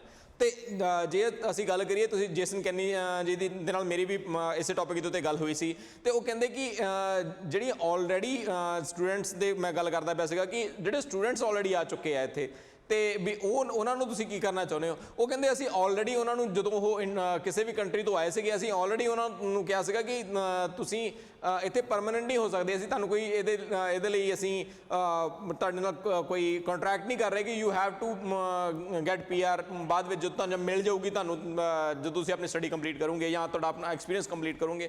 ਉਹ ਕਹਿੰਦੇ ਸਾਡੀ ਕੋਈ ਓਬਲੀਗੇਸ਼ਨ ਨਹੀਂ ਹੈਗੀ ਉਸ ਚੀਜ਼ ਨੂੰ ਕੰਪਲੀਟ ਕਰਨ ਦੀ। ਹਾਂ, ਪਰ ਜਿਹੜੇ ਇਮੀਗ੍ਰੈਂਟਸ ਆ ਰਹੇ ਹੈਗੇ ਆ, ਅਗਰ ਤੁਸੀਂ ਉਹਨੂੰ ਬਿਨਾਂ ਸੋਚੇ ਸਮਝੇ ਇੰਨੀਆਂ ਫਾਈਲਸ ਲਈ ਜਾਓਗੇ, ਤੁਹਾਨੂੰ ਪਤਾ ਨਹੀਂ ਕਿ ਤੁਹਾਡਾ ਆਫਿਸ ਕਿੰਨੀਆਂ ਫਾਈਲਸ ਨੂੰ ਪ੍ਰੋਸੈਸ ਕਰ ਸਕਦਾ ਹੈ ਵਿਦਿਨ ਟਾਈਮ ਫਰੇਮ, ਤੇ ਸ਼ਾਇਦ ਕਿਤੇ ਨਾ ਕਿਤੇ ਕੁਐਸਚਨ ਮਾਰਕ ਜ਼ਰੂਰ ਆਉਗੇ ਔਰ ਸ਼ਾਇਦ ਅਜੇ ਅੱਗੇ ਜਾ ਕੇ ਵੀ ਇਹ ਅਸੀਂ ਬੇਹਿਸਾਬੀਆਂ ਫਾਈਲਾਂ ਲਵਾਂਗੇ ਤੇ ਕਿਤੇ ਨਾ ਕਿਤੇ ਸਿਸਟਮ ਤਾਂ ਕ੍ਰੈਸ਼ ਹੋਣਾ ਹੀ ਆ। ਸ਼ਾਇਦ 2008 ਦੇ ਵਿੱਚ ਵੀ ਉਹੀ ਕੁਝ ਹੋਇਆ ਸੀਗਾ ਔਰ ਅਸੀਂ ਸਾਰੇ ਜਾਣਦੇ ਹਾਂ ਉਹ ਫਾਈਲਸ ਜਿੰਨੀਆਂ ਵੀ ਸੀਗੀਆਂ ਸਾਰੀਆਂ ਵਾਪਸ ਕਰ ਦਿੱਤੀਆਂ ਗਈਆਂ ਸੀ। ਮੈਨੂੰ ਇੱਕ ਥੋੜਾ ਜਿਹਾ ਇੱਥੇ ਕੁਐਸਚਨ ਹੈ ਪਰਮਿੰਦਰ ਸਿੰਘ ਜੀ, ਤੁਸੀਂ ਜੇ ਕਹਿ ਰਹੇ ਜੋ ਬੇਹਿਸਾਬੀਆਂ ਫਾਈਲਾਂ ਲੈਂਦੇ ਜਾਓਗੇ, ਇਹਦਾ ਮਤਲਬ ਕਿ ਤੁਸੀਂ ਫਿਰ ਜੋ ਜਸਟਿਨ ਟਰੂਡੋ ਦੀ ਜਾਂ ਕੰਜ਼ਰਵੇਟਿਵ ਦੋਵਾਂ ਦੀ ਪਾਲਿਸੀ ਉਹਦੇ ਨਾਲ ਐਗਰੀ ਕਰ ਰਹੇ ਜੋ ਕਿ ਕੈਪ ਹੋਣਾ ਚਾਹੀਦਾ, ਰਾਈਟ? ਬਿਲਕੁਲ।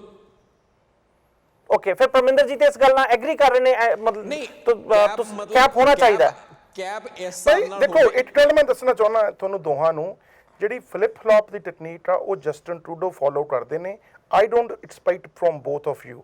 ਜੇ ਫਲਿਪ ਫਲॉप ਕਰਨਾ ਹੁੰਦਾ ਪਹਿਲਾਂ ਪੁੱਛ ਲਿਆ ਕਰੋ, ਰਾਈਟ? ਕਿਉਂਕਿ ਜਸਟਨ ਟਰੂਡੋ ਜੀ ਫਲਿਪ ਫਲॉप ਕਰਦੇ ਨੇ, C51 ਤੇ ਵੀ ਕੀਤਾ ਸੀ, ਸ਼ਾਇਦ 10,000 ਦੇ ਕੈਪ ਤੇ ਵੀ ਕਰਨ। ਪਰ ਪਰਮਿੰਦਰ ਸਿੰਘ ਜੀ ਤੁਸੀਂ ਕਿਉਂ ਫਲਿਪ ਫਲॉप ਕਰ ਰਹੇ ਹੋ?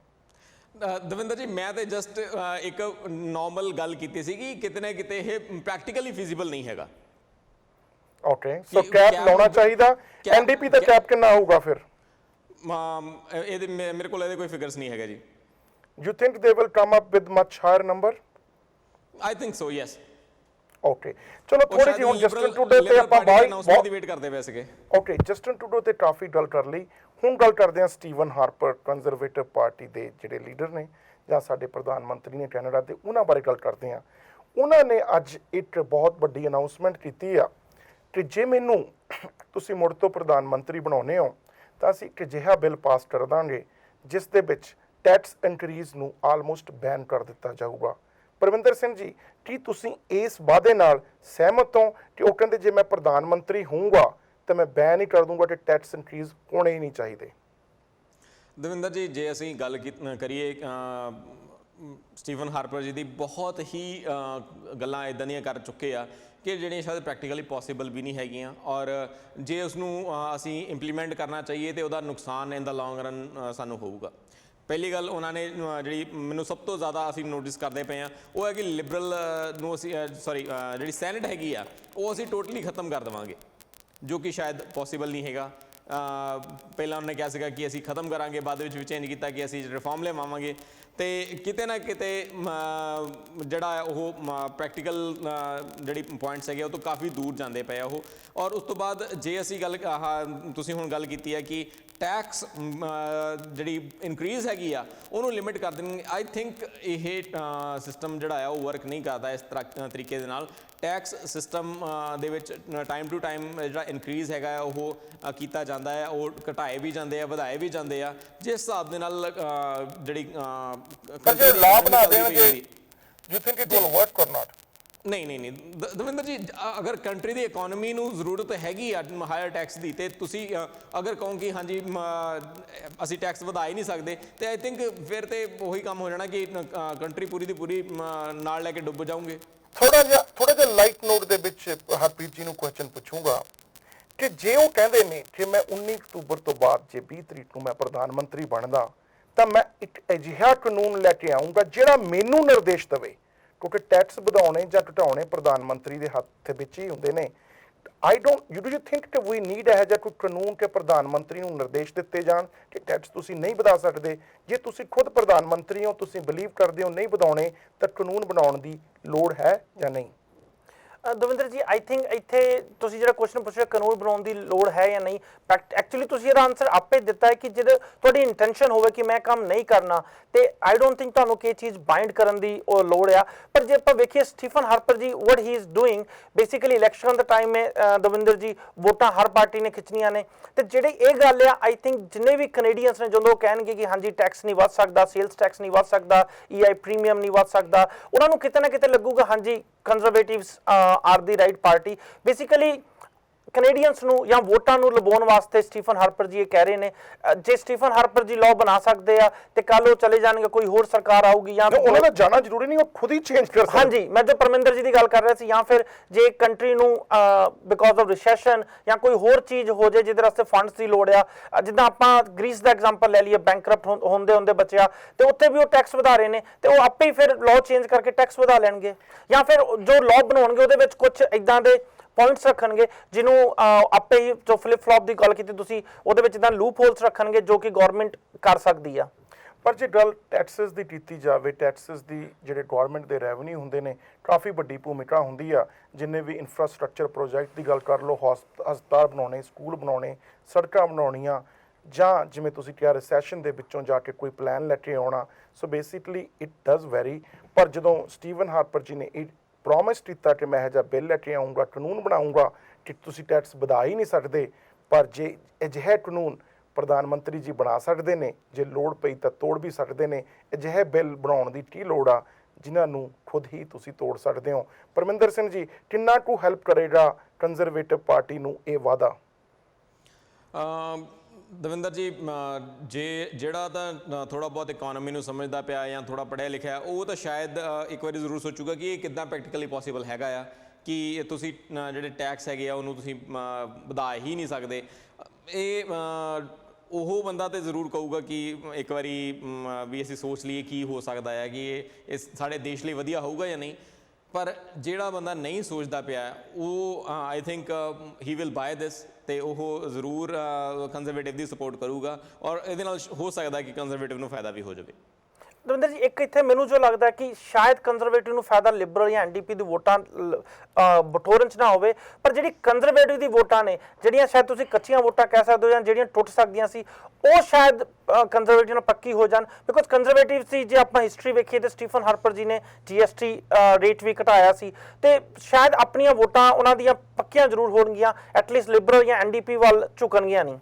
ਜਦੋਂ ਗੱਲ ਟੌਮ ਮਲਟੇਅਰ ਦੀ ਕੀਤੀ ਜਾਵੇ, ਕੱਲ ਦੇ ਡਿਬੇਟ ਦੀ ਗੱਲ ਕੀਤੀ ਜਾਵੇ, ਜਸਟਨ ਟਰੂਡੋ ਨੇ ਇੱਕ ਵਾਰ ਫੇਰ ਉਹਨਾਂ ਨੂੰ ਯਾਦ ਕਰਵਾਇਆ ਕਿ ਤੁਸੀਂ ਆਪ ਬੜੀਆਂ ਵੱਡੀਆਂ ਫੜਾ ਮਾਰਦੇ ਹੋ ਕਿ ਮੈਂ ਐਨਵਾਇਰਨਮੈਂਟ ਮਿਨਿਸਟਰ ਹੁੰਦਾ ਸੀ ਟੂਬੈਟ ਦਾ, ਤੇ ਮੈਂ ਬਹੁਤ ਕੁਛ ਕੀਤਾ ਐਨਵਾਇਰਨਮੈਂਟ ਦੇ ਲਈ। ਕਹਿੰਦੇ ਮੈਨੂੰ ਇੱਕ ਉਹ ਵੀਡੀਓ ਦੀ ਵੀ ਗੱਲ ਕਰ ਲਓ ਜਿਸ ਵੀਡੀਓ ਦੇ ਵਿੱਚ ਤੁਸੀਂ ਬਲਕ ਵਾਟਰ ਨੂੰ USA ਦੇ ਵਿੱਚ ਐਕਸਪੋਰਟ ਕਰਨ ਦੀ ਗੱਲ ਕਰਦੇ ਸੀ। ਇਹ ਕਿਹੜੀ ਐਨਵਾਇਰਨਮੈਂਟ ਪਾਲਿਸੀ ਸੀ? ਜਸਟਨ ਟਰੂਡੋ ਦੇ ਇਸ ਕੁਐਸਚਨ ਨੂੰ ਥਾਮਸ ਮਲਟੇਅਰ ਨੇ ਆਊਟਰਾਈਟ ਡਿਨਾਈ ਕੀਤਾ ਕਿ ਮੈਂ ਇਹ ਜਿਹਾ ਨਹੀਂ ਕਿਹਾ ਸੀ। ਮੈਨੂੰ ਉਹ ਵੀਡੀਓ ਦੇਖਣ ਦਾ ਮੌਕਾ ਮਿਲਿਆ। ਵੀਡੀਓ ਦੇ ਵਿੱਚ ਜ਼ਰੂਰ ਇਹ ਕਿਹਾ ਗਿਆ ਸੀ ਕਿ ਉਹ ਕਹਿੰਦੇ ਸੀ ਕਿ ਇਹਦੀ ਸਾਨੂੰ ਰਿਸਰਚ ਕਰਾਉਣੀ ਚਾਹੀਦੀ ਆ। So basically indirectly he was leaning toward it ਕਿ ਜੇ ਰਿਸਰਚ ਹੋ ਕੇ ਜੇ ਇਹਦੀ ਲੋੜ ਹੈਗੀ ਆ, ਜੇ ਇਹਦਾ ਕੈਨੇਡਾ ਦਾ ਫਾਇਦਾ ਹੈਗਾ, ਕੁਬੈਕ ਦਾ ਫਾਇਦਾ ਹੈਗਾ, then I am in. So basically he was in. Parminder Singh ji, ਜੇ ਐਡੀਆਂ ਵੱਡੀਆਂ ਐਨਵਾਇਰਨਮੈਂਟ ਦੇ ਫੇਵਰ ਦੇ ਵਿੱਚ ਆਪਣੀਆਂ ਫੜਾਂ ਮਾਰਨੀਆਂ ਨੇ ਤੇ ਬਲਕ ਵਾਟਰ ਦੀ ਗੱਲ ਕਰਦੇ ਹੋ, ਜੇ ਲੋਕੀ ਇਹ ਵੀਡੀਓ ਦੇਖਣਗੇ, ਥਾਮਸ ਮਲਟੇਅਰ ਨੂੰ ਇਸ ਦਾ ਨੁਕਸਾਨ ਹੋ ਸਕਦਾ ਜਾਂ ਨਹੀਂ? ਦਵਿੰਦਰ ਜੀ, ਆਈ ਥਿੰਕ ਜਿਹੜਾ ਕੋਈ ਵੀ ਇਨਸਾਨ ਹੈਗਾ ਉਹ ਸਮੇਂ ਦੇ ਨਾਲ ਮੈਚਿਓਰ ਹੁੰਦਾ ਆ, ਤੇ ਉਹਦੀਆਂ ਜਿਹੜੀ ਥਿੰਕਿੰਗ ਹੈਗੀ ਉਹ ਸ਼ਾਇਦ ਸਮੇਂ ਦੇ ਨਾਲ ਕਾਫੀ ਜ਼ਿਆਦਾ ਚੇਂਜ ਹੁੰਦੀ ਆ। ਤੇ ਜੇ ਉਹਨਾਂ ਨੇ ਉਸ ਟਾਈਮ ਦੇ ਉੱਤੇ ਕੋਈ ਗੱਲ ਕੀਤੀ ਸੀ ਤੇ ਉਹ ਇਸ ਟਾਈਮ ਦੇ ਉੱਤੇ ਉਹ ਆਪਣੀਆਂ ਰਿਸਪੌਂਸਿਬਿਲਿਟੀਜ਼ ਨੂੰ ਸਮਝਦੇ ਹੋਏ I think how can you say he is mature now than if he was not mature at that time? How can you say ਕਿ ਹੁਣ ਮੈਚਿਓਰ ਹੋ ਚੁੱਕੇ ਨੇ? ਬਿਲਕੁਲ ਹੋ ਚੁੱਕੇ ਆ ਦਵਿੰਦਰ ਜੀ। How? Tell me, give me the reason. ਇੱਕ ਇਹੋ ਜਿਹੇ ਅਹੁਦੇ ਲਈ ਚੋਣ ਮੈਦਾਨ ਵਿੱਚ ਉਤਰੇ ਹੋਏ ਆ ਜਿਹੜਾ ਆਈ ਥਿੰਕ ਪੂਰੇ ਤੁਸੀਂ ਕੰਟਰੀ ਨੂੰ ਰਿਪਰੈਜ਼ੈਂਟ ਕਰਨਾ ਹੈ, ਤੇ ਉੱਥੇ ਤੁਹਾਨੂੰ ਮੈਚੁਰ ਹੋਣਾ ਹੀ ਪੈਣਾ ਆ। ਔਰ ਕੋਈ ਮਸਟ ਨਹੀਂ ਹੈ ਨਾ। ਦੇਖੋ ਪਰਮਿੰਦਰ ਜੀ, ਇਹ ਕੋਈ ਮਸਟ ਨਹੀਂ ਹੈ ਤੁਹਾਡੀ। ਕੋਈ ਕੈਨੇਡੀਅਨ ਮੈਚੁਰ ਨਾ ਹੋਵੇ ਤਾਂ ਪ੍ਰਾਈਮ ਮਿਨਿਸਟਰ ਦੇ ਅਹੁਦੇ ਲਈ ਖੜਾ ਹੋ ਜੇ ਤਾਂ ਮੈਚੁਰ ਹੋ ਜਾਊਗਾ। ਹਾਂ, this is not the must requirement. I think ਅਸੀਂ ਇੰਡੀਆ ਦੇ ਐਗਜ਼ਾਮਪਲ ਲੈ ਸਕਦੇ ਹਾਂ। ਉੱਥੇ ਕੀ ਹੋਇਆ ਸੀਗਾ, ਉਹ ਮੋਦੀ ਸਾਹਿਬ ਮੈਚੁਰ ਬਾਅਦ ਚ ਹੋਏ। ਨਹੀਂ, ਰਾਹੁਲ ਗਾਂਧੀ ਦੀ ਮੈਂ ਗੱਲ ਕਰਦਾ ਪਿਆ। ਸੋ ਤੁਹਾਨੂੰ ਉਹ ਜਿੰਨਾ ਚਿਰ ਪ੍ਰਧਾਨ ਮੰਤਰੀ ਨਹੀਂ ਬਣਦੇ ਉਹਨਾਂ ਚਿਰ ਮੈਚੁਰ ਹੀ ਨਹੀਂ ਹੋਣਗੇ। ਨਹੀਂ, ਮੈਂ ਕਹਿ ਰਿਹਾ ਕਿ ਤੁਸੀਂ ਜਦੋਂ ਅਹੁਦੇ ਦੇ ਉਮੀਦਵਾਰ ਹੁੰਦੇ ਹੋ, ਤੁਹਾਨੂੰ ਮੈਚਿਓਰਿਟੀ ਤੁਹਾਡੇ 'ਚ ਹੋਣੀ ਚਾਹੀਦੀ ਆ, ਤਾਂ ਹੀ ਤੁਸੀਂ ਉੱਥੇ ਆਪਣੇ ਆਪ ਨੂੰ ਰਿਪਰੈਜ਼ੈਂਟ ਕਰ ਸਕਦੇ ਹੋ, ਪੂਰੇ ਦੇਸ਼ ਨੂੰ ਰਿਪਰੈਜ਼ੈਂਟ ਕਰ ਸਕਦੇ ਹੋ। ਇਸ ਦੇ apply to Sukhbir Badal too? ਜਿੰਨਾ ਚਿਰ ਉਹ ਮੁੱਖ ਮੰਤਰੀ ਨਹੀਂ ਬਣਦੇ ਉਹਨਾਂ ਚਿਰ ਮੈਚੁਰ ਨਹੀਂ ਹੋਣਗੇ। ਆਈ ਥਿੰਕ ਉਪ ਮੁੱਖ ਮੰਤਰੀ ਤਾਂ ਆਲਰੇਡੀ ਉਹ ਹੈਗੇ ਆ, ਤੇ ਮੈਨੂੰ ਲੱਗਦਾ ਨਹੀਂ ਕਿ ਉਹ ਮੁੱਖ ਮੰਤਰੀ ਵੀ ਬਣਨਗੇ। ਪਰ ਮਸਟ ਦੇ ਮੁੱਖ ਮੰਤਰੀ ਦੀ ਕੋਈ ਗੱਲ ਹੈ। ਖੈਰ, ਬੈਕ ਟੂ ਕੈਨੇਡੀਅਨ ਪੋਲਿਟਿਕਸ। ਜਿੱਥੋਂ ਤੱਕ ਲੱਗਦਾ ਪਿਆ ਕਿ ਕੰਜ਼ਰਵੇਟਿਵ ਪਾਰਟੀ ਨੇ ਜਾਂ ਤੇ ਮੈਨੂੰ ਲੱਗਦਾ ਕਿ ਕਿਤੇ ਨਾ ਕਿਤੇ ਇੰਡੀਅਨ, ਕਿਉਂਕਿ ਮੋਦੀ ਜੀ ਨੂੰ ਮਿਲੇ ਸੀਗੇ, ਤੇ ਉਹ ਇੰਡੀਅਨ ਪੋਲਿਟਿਕਸ ਦਾ ਥੋੜਾ ਟੱਚ ਜਿਹੜਾ ਆ ਉਹ ਸਟੀਵਨ ਹਾਰਪਰ ਜੀ ਦੇ ਵਾਅਦਿਆਂ ਦੇ ਵਿੱਚ ਝਲਕਦਾ ਆ ਕਈ ਵਾਰੀ। ਪਰ ਮਿਲੇ ਤਾਂ ਸਟੀਵਨ ਹਾਰਪਰ ਨੂੰ ਸੀ, ਮੈਚੁਰ ਟੌਮ ਮਲਟੇਅਰ ਹੋ ਗਏ। How is it possible? ਨਹੀਂ, ਮੈਂ ਉਹ ਮੈਚੁਰਿਟੀ ਦੀ ਦਵਿੰਦਰ ਜੀ, ਮੈਂ ਟੌਪਿਕ ਥੋੜਾ ਚੇਂਜ ਕਰਦਾ ਪਿਆ ਸੀਗਾ। ਮੈਂ ਥੋੜੀ ਜਿਹੀ ਇੱਥੇ ਕਮੈਂਟ ਕਰ ਪਰਮਿੰਦਰ ਸਿੰਘ ਜੀ, ਜੋ ਦਵਿੰਦਰ ਜੀ ਤੁਸੀਂ ਕੁਐਸਚਨ ਪੁੱਛਦੇ ਹੋ, ਕਮੈਂਟ ਕਰਨਾ ਚਾਹੂੰਗਾ। ਚੋਣ ਦੀ ਇਲੈਕਸ਼ਨ ਕੈਂਪੇਨ ਸ਼ੁਰੂ ਹੋਈ ਆ, ਭਾਵੇਂ ਈਸਟ ਤੋਂ ਲੈ ਕੇ ਵੈਸਟ ਤੱਕ ਆਪਾਂ ਪ੍ਰੋਵਿੰਸ ਜਿੰਨੇ ਮਰਜ਼ੀ ਵੇਖ ਲਈਏ, ਹਰ ਪ੍ਰੋਵਿੰਸ, ਲਗਭਗ ਹਰ ਪ੍ਰੋਵਿੰਸ ਵਿੱਚ ਇੱਕ ਨਾ ਇੱਕ ਪਾਰਟੀ ਦੇ ਕਹਿਣਾ ਕਿ ਕੈਂਡੀਡੇਟ ਦੀ ਉਹਨਾਂ ਨੇ ਕੈਂਡੀਡੇਟ ਨੂੰ ਰੱਦ ਕੀਤਾ ਹੋਊਗਾ ਕਿਉਂਕਿ ਉਹਨਾਂ ਦੀ ਕੋਈ ਪੋਸਟ ਪੁਰਾਣੀਆਂ ਸੀ ਫੇਸਬੁੱਕ ਤੇ ਜਾਂ ਟਵਿੱਟਰ ਤੇ। ਦਵਿੰਦਰ, ਜੋ ਹੁਣ ਤੁਸੀਂ ਕੁਐਸਚਨ ਕਰ ਰਹੇ ਸੀ, ਤੇ ਜੇ ਹੁਣ ਸਟੀਫਨ ਹਾਰਪਰ ਜੀ ਦਾ ਵੀ ਪੁਰਾਣਾ ਇੱਕ ਕਮੈਂਟ ਸੀ ਕਿ ਉਹਨਾਂ ਦੀ ਵੀ ਜਿਹੜੀ ਲੀਡਰਸ਼ਿਪ ਹੈ ਉਹ ਰੱਦ ਕੀਤੀ ਜਾ ਸਕਦੀ ਹੈ। ਵੈਲ, ਇਟਸ ਨਾਟ ਕਮੈਂਟ ਕੀਤਾ ਸੀ, ਇਟ ਵਾਸ ਦ ਪਾਲਿਸੀ ਹੀ ਬਿਲੀਵਡ ਇਨ। ਜਾਂ ਤਾਂ ਉਹ ਕਹਿੰਦੇ ਕਿ ਉਦੋਂ ਮੇਰੀ ਥਿੰਕਿੰਗ ਡਿਫਰੈਂਟ ਸੀ, ਫਿਰ ਟਾਈਮਸ ਇਟ ਚੇਂਜਡ। ਨਹੀਂ, ਬਟ ਫਿਰ ਹੁਣ ਜਿਹੜੇ ਐਨਡੀਪੀ ਦੇ ਕੈਂਡੀਡੇਟਸ ਦੀ ਪੁਰਾਣੇ ਫੇਸਬੁੱਕ ਜਾਂ ਟਵਿੱਟਰ ਦੇ ਕਮੈਂਟ ਸੀ, ਉਹਦੇ ਕਰਕੇ ਉਹਨਾਂ ਦੀ ਵੀ ਕੀ ਕਹਿੰਦੇ ਆ ਨੋਮੀਨੇਸ਼ਨ ਰੱਦ ਕੀਤੀ ਹੈ। ਵੈਲ, ਦੋਜ਼ ਵਰ ਵੈਰੀ ਸੀਰੀਅਸ ਐਲੀਗੇਸ਼ਨਸ ਤੇ ਕਾਫੀ ਸਾਰੀਆਂ ਪਾਰਟੀਆਂ ਦੇ, ਕੰਜ਼ਰਵੇਟਿਵ ਪਾਰਟੀ ਦੇ ਵੀ, ਲਿਬਰਲ ਪਾਰਟੀ ਦੇ ਵੀ ਤੇ ਐਨਡੀਪੀ ਪਾਰਟੀ ਦੇ ਵੀ, ਕਾਫੀ ਲੀਡਰ ਸਸਪੈਂਡ ਕਰਨੇ ਪਏ ਨੇ ਸਾਡੇ ਖੁਦ ਟੈਲਰੀ ਚੋਂ ਲਿਬਰਲ ਕੈਂਡੀਡੇਟ ਨੂੰ ਉਹਨਾਂ ਦੀ ਪੋਸਟ ਤੋਂ ਉਹਨਾਂ ਨੂੰ ਬਾਹਰ ਕੱਢਿਆ ਗਿਆ ਲਿਬਰਲ ਕੈਂਡੀਡੇਟ ਹੋਰ ਵੀ ਕੱਢੇ ਗਏ ਨੇ ਉਸ ਤਰ੍ਹਾਂ ਐਨਡੀਪੀ ਦੇ ਵੀ 2 ਕੈਂਡੀਡੇਟ ਅੱਜ ਵੀ ਵਿਨੀਪੈਗ ਦੇ ਕੈਂਡੀਡੇਟ ਕੱਢੇ ਨੇ ਜੀਓਸ਼ ਬਾਰੇ ਉਹਨਾਂ ਦਾ ਕਮੈਂਟ ਸੀ ਅੱਜ ਕੱਢੇ ਗਏ ਨੇ ਕੰਜ਼ਰਵੇਟਿਵ ਪਾਰਟੀ ਦੇ ਵੀ 2 ਇੱਟ ਨੂੰ ਜਦੋਂ ਉਹ ਪਲੰਬਰ ਹੁੰਦੇ ਸੀ ਤਾਂ ਪਿਸ਼ਾਬ ਕਰਦੇ ਸੀ ਉਹ ਵੀਡੀਓ ਬਣਾਈ ਗਈ ਸੀ ਤੇ ਯੂਰਿਨ ਦੀ ਉੱਥੇ ਉਹਨਾਂ ਨੇ ਕੀਤਾ ਸੀਗਾ ਕਾਫੀ ਸ਼ਰਮਨਾਕ ਗੱਲਾਂ 2 ਹੋਰ ਕੈਂਡੀਡੇਟ ਨੇ ਕੀਤੀਆਂ ਨੇ so basically I don't think it's a leader's fault ਇਹ ਗੱਲਾਂ ਸੱਚ ਨੇ ਕਿ ਜੇ ਇਲੈਕਸ਼ਨ ਕੈਂਪੇਨ ਦੇ ਵਿੱਚ ਲੀਡਰ ਇਹੋ ਜਿਹੇ ਐਕਸ਼ਨ ਨਹੀਂ ਲੈਂਦੇ ਤਾਂ ਉਹਨਾਂ ਨੂੰ ਬੈਕਫਾਇਰ ਵੀ ਕਰਦੇ ਨੇ ਅਸੀਂ ਪ੍ਰੋਵਿੰਸ਼ੀਅਲ ਇਲੈਕਸ਼ਨਾਂ ਦੇ ਵਿੱਚ ਵੀ ਦੇਖਿਆ ਤੇ ਹੁਣ ਫੈਡਰਲ ਇਲੈਕਸ਼ਨਾਂ ਦੇ ਵਿੱਚ no leader want to take a chance ਪਰ ਗੱਲ ਇੱਥੇ ਮੈਜੋਰਟੀ ਦੀ ਹੁੰਦੀ ਸੀ ਥਾਮਸ ਮਲਟੀਅਰ ਨੂੰ 1 ਮਿੰਟ ਪਾਸੇ ਛੱਡ ਦਿੰਦੇ ਆ Harpreet ji is Justin Trudeau immature enough to be a prime minister or not ਦੇਖੋ ਜੇ ਆਪਾਂ ਸ਼ੁਰੂ ਤੋਂ ਜਦੋਂ ਦਾ ਕੈਂਪੇਨ ਸ਼ੁਰੂ ਹੋਈ ਆ ਕੰਜ਼ਰਵੇਟਿਵ ਇਹੀ ਚੀਜ਼ ਪ੍ਰੂਵ ਕਰਨ ਨੂੰ ਲੱਗੇ ਆ ਆਈ ਥਿੰਕ ਜੇ ਆਪਾਂ ਵੇਖੀਏ ਉਸ ਤੋਂ ਬਾਅਦ ਜਸਟਿਨ ਟਰੂਡੋ ਦੇ ਲਿਬਰਲ ਪਾਰਟੀ ਦੇ ਐਕਚੁਅਲੀ ਨੰਬਰਸ ਜਿਹੜੇ ਉੱਤੇ ਹੀ ਗਏ ਨੇ ਆਈ ਥਿੰਕ ਨੰਬਰ ਦੱਸ ਰਹੇ ਨੇ ਜਿੱਦਣ ਉਹ ਲੀਡਰ ਬਣੇ ਸੀ ਉਦੋਂ 44% ਸੀ ਅੱਜ ਮੇਰਾ ਖਿਆਲ 32% ਆ that's right you are right ਪਰ ਜੇ ਕੈਂਪੇਨ ਸ਼ੁਰੂ ਹੋਣ ਦੀ ਗੱਲ ਕਰ ਲਈਏ ਜਾਂ 1 ਸਾਲ ਪਿੱਛੇ ਦੀ ਆਪਾਂ ਗੱਲ ਕਰ ਲਈਏ ਜਦੋਂ ਕੈਂਪੇਨ ਸ਼ੁਰੂ ਹੋਣ ਦੇ ਆਪਾਂ ਵੇਖੀਏ ਲਿਬਰਲ ਦੇ ਨੰਬਰ ਥੱਲੇ ਸੀ ਉਸ ਤੋਂ ਬਾਅਦ ਉੱਤੇ ਹੀ ਥੱਲੇ ਲਿਆਉਣ ਲਈ ਕੌਣ ਜ਼ਿੰਮੇਵਾਰ ਸੀ ਥੱਲੇ ਨੂੰ ਹੋਣ ਲਈ ਜਸਟਿਨ ਟਰੂਡੋ ਜ਼ਿੰਮੇਵਾਰ ਨਹੀਂ ਸੀ ਐਨਡੀਪੀ ਦੀ ਜੋ ਅਲਬਰਟਾ ਜਿੱਤ ਹੋਈ ਜਾਂ ਦੂਜੇ ਪਾਸੇ ਜਿੱਤ ਹੋਈ ਉਹਦੇ ਕਰਕੇ ਲੋਕ ਐਨਡੀਪੀ ਵੱਲ ਕਾਫੀ ਝੁਕ ਗਏ ਸੀ ਪਰ ਦਵਿੰਦਰ ਜੀ ਕੁਐਸਚਨ ਇੱਥੇ ਹੈ ਕਿ ਜਦੋਂ ਲੜਾਈ ਦਾ ਬਿਗੁਲ ਵੱਜ ਗਿਆ ਜਦੋਂ ਤੁਸੀਂ ਮੈਦਾਨ 'ਚ ਆ ਗਏ ਉਸ ਤੋਂ ਬਾਅਦ ਤੁਹਾਡੇ ਨੰਬਰ ਕੀ ਆਉਂਦੇ ਨੇ ਤੇ ਆਪਾਂ ਜਸਟਿਨ ਟਰੂਡੋ ਨੂੰ ਜੇ ਵੇਖੀਏ ਉਹਨਾਂ ਦੇ ਨੰਬਰ ਉੱਤੇ ਗਏ ਨੇ ਭਾਵੇਂ ਕਿ ਕੰਜ਼ਰਵੇਟਿਵ ਪਾਰਟੀ ਨੇ ਕਾਫੀ ਆਖਿਆ ਕਿ ਹੀ is not ready but I think ਉਹ ਨੰਬਰ ਦੱਸਦੇ ਨੇ ਕਿ ਹੀ ਇਜ਼ ਰੈਡੀ ਇੱਕ ਚੀਜ਼ ਹੋਰ ਮੈਂਸ਼ਨ ਕਰਨਾ ਚਾਹੂੰਗਾ ਦਵਿੰਦਰ ਜੀ ਇੱਕ ਕੰਜ਼ਰਵੇਟਿਵ ਨੇ ਹੀ ਐਡ ਕੱਢੀ ਸੀ ਜਿਸ 'ਚ ਉਹਨਾਂ ਨੇ ਹੀ ਆਖਿਆ ਸੀ ਕਿ ਸਟੀਫਨ ਹਾਰਪਰ ਜੀ is not perfect but he is the best I think on that's also the question mark is Stephen Harper ji is perfect to be a prime minister of Canada ਕਿ ਸਿਰਫ ਅਸੀਂ ਉਹਨਾਂ ਨੂੰ ਤਾਂ ਹੀ prime minister ਬਣਾਉਣਾ ਹੈ because conservative thinks ਕਿ ਦੂਜੇ ਕੈਂਡੀਡੇਟਸ ਦੇ ਮੁਕਾਬਲੇ ਸਟੀਫਨ ਹਾਰਪਰ ਜੀ ਜ਼ਿਆਦਾ ਪਰਫੈਕਟ ਨੇ ਜੇ ਸਟੀਫਨ ਹਾਰਪਰ ਪਰਫੈਕਟ ਨਹੀਂ ਹੈਗੇ ਤਾਂ ਦੂਜੇ ਦੋਨਾਂ ਲੀਡਰਾਂ 'ਚ ਕੌਣ ਪਰਫੈਕਟ ਆ ਦਵਿੰਦਰ ਜੀ ਆਈ ਥਿੰਕ ਪਿੱਛੇ ਜੇ 1-2 ਬਿਆਨ ਵੀ ਆਏ ਹੈਗੇ ਆ ਕਿ ਟੌਮ ਮੁਲਕੇਅਰ ਜੀ ਦੇ ਬਾਰੇ ਕਮੈਂਟ ਜਿਹੜੇ ਇੰਟਰਨੈਸ਼ਨਲ ਲੈਵਲ ਦੇ ਉੱਤੇ ਵੀ ਕੀਤੇ ਗਏ ਆ ਸੋ ਇੰਟਰਨੈਸ਼ਨਲ ਲੈਵਲ ਤੇ ਕਮੈਂਟ ਦੱਸੋਗੇ ਪਰਮਿੰਦਰ ਸਿੰਘ ਜੀ ਪਲੀਜ਼ ਬਿਲਕੁਲ ਜੀ ਜਿਹੜੇ ਕੈਂਪੇਨ ਮੈਨੇਜਰਸ ਹੈਗੇ ਆ ਉਥੋਂ ਅਮਰੀਕਨ ਡੈਮੋਕ੍ਰੈਟਿਕ ਪਾਰਟੀ ਦੇ ਉਹਨਾਂ ਦਾ ਕਹਿਣਾ ਹੈ ਕਿ ਜਸਟਿਨ ਟਰੂਡੋ ਨੂੰ ਛੱਡ ਦਈਏ ਤੇ ਜਿਹੜੇ ਟੌਮ ਮਲਕੇਅਰ ਜੀ ਹੈਗੇ ਆ ਉਹ ਬੈਟਰ ਇੱਕ ਮੈਚੁਰ ਪਰਸਨ ਹੈਗੇ ਆ ਇੱਕ ਬੈਟਰ ਪ੍ਰਾਈਮ ਮਿਨਿਸਟਰ ਬਣ ਸਕਦੇ ਆ ਕੈਨੇਡਾ ਦੇ ਲਈ ਆਈ ਥਿੰਕ ਉਹਨਾਂ ਨੇ ਤੁਸੀਂ ਉਹਨਾਂ ਦੀ ਗੱਲ ਕਰ ਰਹੇ ਹੋ ਜੋ ਓਬਾਮਾ ਜੀ ਐਂਡ ਹਿਲਰੀ ਕਲਿੰਟਨ ਜੀ ਦੀ ਕੈਂਪੇਨ ਮੈਨੇਜਰ ਹੁੰਦੇ ਸੀ ਰਾਈਟ ਜਾਂ ਉਹਨਾਂ ਦੀ ਕੈਂਪੇਨ ਟੀਮ ਚ ਹੁੰਦੇ ਸੀ ਸੌਰੀ ਤੁਸੀਂ ਹਰਪ੍ਰੀਤ ਜੀ ਕਹਿ ਰਹੇ ਹੋ ਕਿ ਜਿਹੜੇ ਵਰਲਡ ਲੀਡਰ ਨੇ ਜਾਂ ਦੂਜੇ ਮੈਂ ਥੋੜੀ ਜਿਹੀ ਤੇ ਪਰਮਿੰਦਰ ਜੀ ਨੂੰ ਕਰੈਕਟ ਕਰਨਾ ਚਾਹੁੰਦਾ ਸੀ ਤੁਹਾਨੂੰ ਸੀਰੀਅਸ ਕਿਉਂ ਨਹੀਂ ਲੈਂਦੇ ਮੈਂ ਥੋੜਾ ਜਿਹਾ ਇਹਨਾਂ ਨੂੰ ਕਰੈਕਟ ਕਰਨਾ ਚਾਹੁੰਦਾ ਸੀ ਐਕਚੁਅਲੀ ਉਹ ਕੈਨੇਡੀਅਨ ਨੇ ਤੇ ਉਹ ਇਸ ਟਾਈਮ ਥਾਮਸ ਮਲਕੇਅਰ ਜੀ ਦੀ ਕੈਂਪੇਨ ਰਨ ਕਰ ਰਹੇ ਨੇ ਉਹਨਾਂ ਦੀ ਕੈਂਪੇਨ ਟੀਮ ਦਾ ਪਾਰਟ ਨੇ ਇਹ ਕੋਈ ਇੰਟਰਨੈਸ਼ਨਲ ਕਮੈਂਟ ਨਹੀਂ ਆ ਦਵਿੰਦਰ ਜੀ ਇਹ ਬੇਸਿਕਲੀ ਕੈਨੇਡੀਅਨ ਦਾ ਹੀ ਕਮੈਂਟ ਆ ਹਾਂ ਉਹਨੂੰ ਵਿਖਾਇਆ ਜ਼ਰੂਰ ਇਦਾਂ ਗਿਆ ਸੀ ਕਿ ਇੱਕ ਕਮੈਂਟ ਓਬਾਮਾ ਜੀ ਜਾਂ ਹਿਲਰੀ ਕਲਿੰਟਨ ਜੀ ਦੀ ਸਾਈਡ ਤੋਂ ਆ ਰਿਹਾ ਪਰ ਫੈਕਟ ਸੀ ਕਿ ਉਹਨਾਂ ਦੀ ਕੈਂਪੇਨ ਟੀਮ ਦਾ ਪਾਰਟ ਸੀ ਇਸ ਟਾਈਮ ਉਹ ਥਾਮਸ ਮਲਕੇਅਰ ਜੀ ਦੀ ਕੈਂਪੇਨ ਟੀਮ ਦਾ ਪਾਰਟ ਹੈ ਤੁਸੀਂ ਕਹਿਣਾ ਚਾਹੁੰਦੇ ਹੋ ਕਿ ਟਰੂਡੋ ਸਾਹਿਬ ਓਬਾਮਾ ਸਾਹਿਬ ਦੇ ਕਾਫੀ ক্লোਜ਼ ਨੇ ਨਹੀਂ ਮੈਂ ਇਹ ਨਹੀਂ ਕਹਿ ਰਿਹਾ ਪਰ ਜੋ ਪਰਮਿੰਦਰ ਜੀ ਕਹਿ ਰਹੇ ਕਿ ਇੰਟਰਨੈਸ਼ਨਲ ਕਮੈਂਟ ਆ ਰਿਹਾ ਥਾਮਸ ਮਲਕੇਅਰ ਜੀ ਨੂੰ ਰეკਮੈਂਡ ਕਰ ਰਹੇ ਨੇ I think that is wrong ਔਰ ਦੂਜੀ ਗੱਲ ਕਿ ਥਾਮਸ ਮਲਕੇਅਰ ਜੀ ਨੂੰ ਨੈਸ਼ਨਲ ਵੋਟ ਮਿਲਣੀ ਆ ਇੱਥੇ ਕਨਸੈਂਟਰੇਟ ਕਰਨਾ ਚਾਹੀਦਾ ਇੰਟਰਨੈਸ਼ਨਲ ਕਨਸੈਂਟਰੇਟ ਨਹੀਂ ਕਰਨਾ ਚਾਹੀਦਾ ਥੋੜੀ ਬਹੁਤ ਅਮਰੀਕਨ ਵੋਟ ਵੀ ਮਿਲ ਸਕਦੀ ਹੈ ਪਰਮਿੰਦਰ ਸਿੰਘ ਜੀ ਹਾਂਜੀ ਬਿਲਕੁਲ ਦਵਿੰਦਰ ਜੀ ਇੱਥੇ ਹੋ ਸਕਦਾ ਹੈ ਕਿ ਅਮਰੀਕਨ ਜਿਹੜੇ ਲੋਕ ਨੇ ਉਹਨਾਂ ਦੇ ਫਰੈਂਡਸ ਕੋਈ ਇੱਧਰ ਕੰਮ ਕਰ ਰਹੇ ਨੇ ਜਾਂ ਜਿਹੜੇ ਕੈਨੇਡਾ ਤੋਂ ਅਮਰੀਕਾ ਗਏ ਹੋਏ ਆ ਕੋਈ ਨਾ ਕੋਈ ਇਫੈਕਟ ਜ਼ਰੂਰ ਕ੍ਰੀਏਟ ਕਰ ਸਕਦੇ ਜਦੋਂ ਅਸੀਂ ਜਿਹੜੀ ਪਹਿਲਾਂ ਇਮੀਗ੍ਰੇਸ਼ਨ ਪਾਲਿਸੀ ਦੀ ਗੱਲ ਕੀਤੀ ਸੀ ਕਿ ਟਰੂਡੋ ਸਾਹਿਬ ਨੇ ਜਿਹੜਾ ਕੈਪ ਅੱਜ ਵਧਾਇਆ 5000 ਤੋਂ ਵਧਾ ਕੇ 10000 ਦਾ ਉਹ ਕੈਪ ਜਿਹੜੀ ਫੈਮਿਲੀ ਯੂਨੀਫਿਕੇਸ਼ਨ ਦੀ ਐਪਲੀਕੇਸ਼ਨ ਆ ਉਸ ਤੇ ਕੈਪ ਲੱਗਿਆ ਹੋਇਆ ਸੀ ਉਸ ਨੂੰ ਵਧਾ ਦਿੱਤਾ ਇੱਕ ਗੱਲ ਤਾਂ ਪੱਕੀ ਹੈ ਕਿ ਜਿੱਥੇ ਐਥਨਿਕ ਕਮਿਊਨਿਟੀ ਇਮੀਗ੍ਰੈਂਟ ਕਮਿਊਨਿਟੀ ਰਹਿੰਦੀਆਂ ਨੇ ਜਿਹੜੇ ਖਾਸ ਕਰਕੇ ਨਵੇਂ ਇਮੀਗ੍ਰੈਂਟ ਆਏ ਨੇ ਥੋੜ੍ਹੇ ਜਿਹੇ ਸਾਲ ਪਹਿਲਾਂ ਕਿਤੇ ਨਾ ਕਿਤੇ ਉੱਥੇ ਇਹ ਪਾਲਿਸੀ ਦਾ ਕਾਫੀ ਜ਼ਿਆਦਾ ਫਰਕ ਪੈਣਾ ਜੇ ਗੱਲਬਾਤ ਬਰੈਂਪਟਨ ਦੀ ਰਾਈਡਿੰਗਸ ਦੀ ਕੀਤੀ ਜਾਵੇ ਬਰੈਂਪਟਨ ਸੈਂਟਰ ਤੋਂ ਸ਼ੁਰੂ ਕਰਦੇ ਹਾਂ ਜਿੱਥੇ ਇਸ ਵੇਲੇ ਕੰਜ਼ਰਵੇਟਿਵ ਪਾਰਟੀ ਦੇ ਪਲ ਕੋਸਲ ਜੋ ਕਿ ਇੱਕ ਮਿਨਿਸਟਰ ਸਪੋਰਟਸ ਮਿਨਿਸਟਰ ਵੀ ਰਹੇ ਨੇ ਕੀ ਪਰਮਿੰਦਰ ਸਿੰਘ ਜੀ ਇਹਨਾਂ ਰਾਈਡਿੰਗਾਂ ਦੇ ਉੱਤੇ ਜਿੱਥੇ ਐਥਨਿਕ ਭਾਈਚਾਰੇ ਦੇ ਕੰਜ਼ਰਵੇਟਿਵ ਐਗਜ਼ਿਸਟਿੰਗ ਮਿਨਿਸਟਰ ਲੜ ਰਹੇ ਹੋਣ ਉਹਨਾਂ ਨੂੰ ਕੋਈ ਫਰਕ ਪੈ ਸਕਦਾ ਜਾਂ ਨਹੀਂ ਦਵਿੰਦਰ ਜੀ ਬਿਲਕੁਲ ਫਰਕ ਪੈ ਸਕਦਾ ਜੇ ਅਸੀਂ ਬਰੈਂਪਟਨ ਈਸਟ ਦੀ ਗੱਲ ਕਰੀਏ ਸੌਰੀ ਮਾਫ ਕਰਨਾ ਬਰੈਂਪਟਨ ਸੈਂਟਰ ਦੀ ਗੱਲ ਕਰੀਏ ਤੇ ਇੱਥੇ ਆਲਰੇਡੀ ਬਲਗੋਸਲ ਜੀ ਕਾਫੀ ਸਟਰੋਂਗ ਕੈਂਡੀਡੇਟ ਨੇ।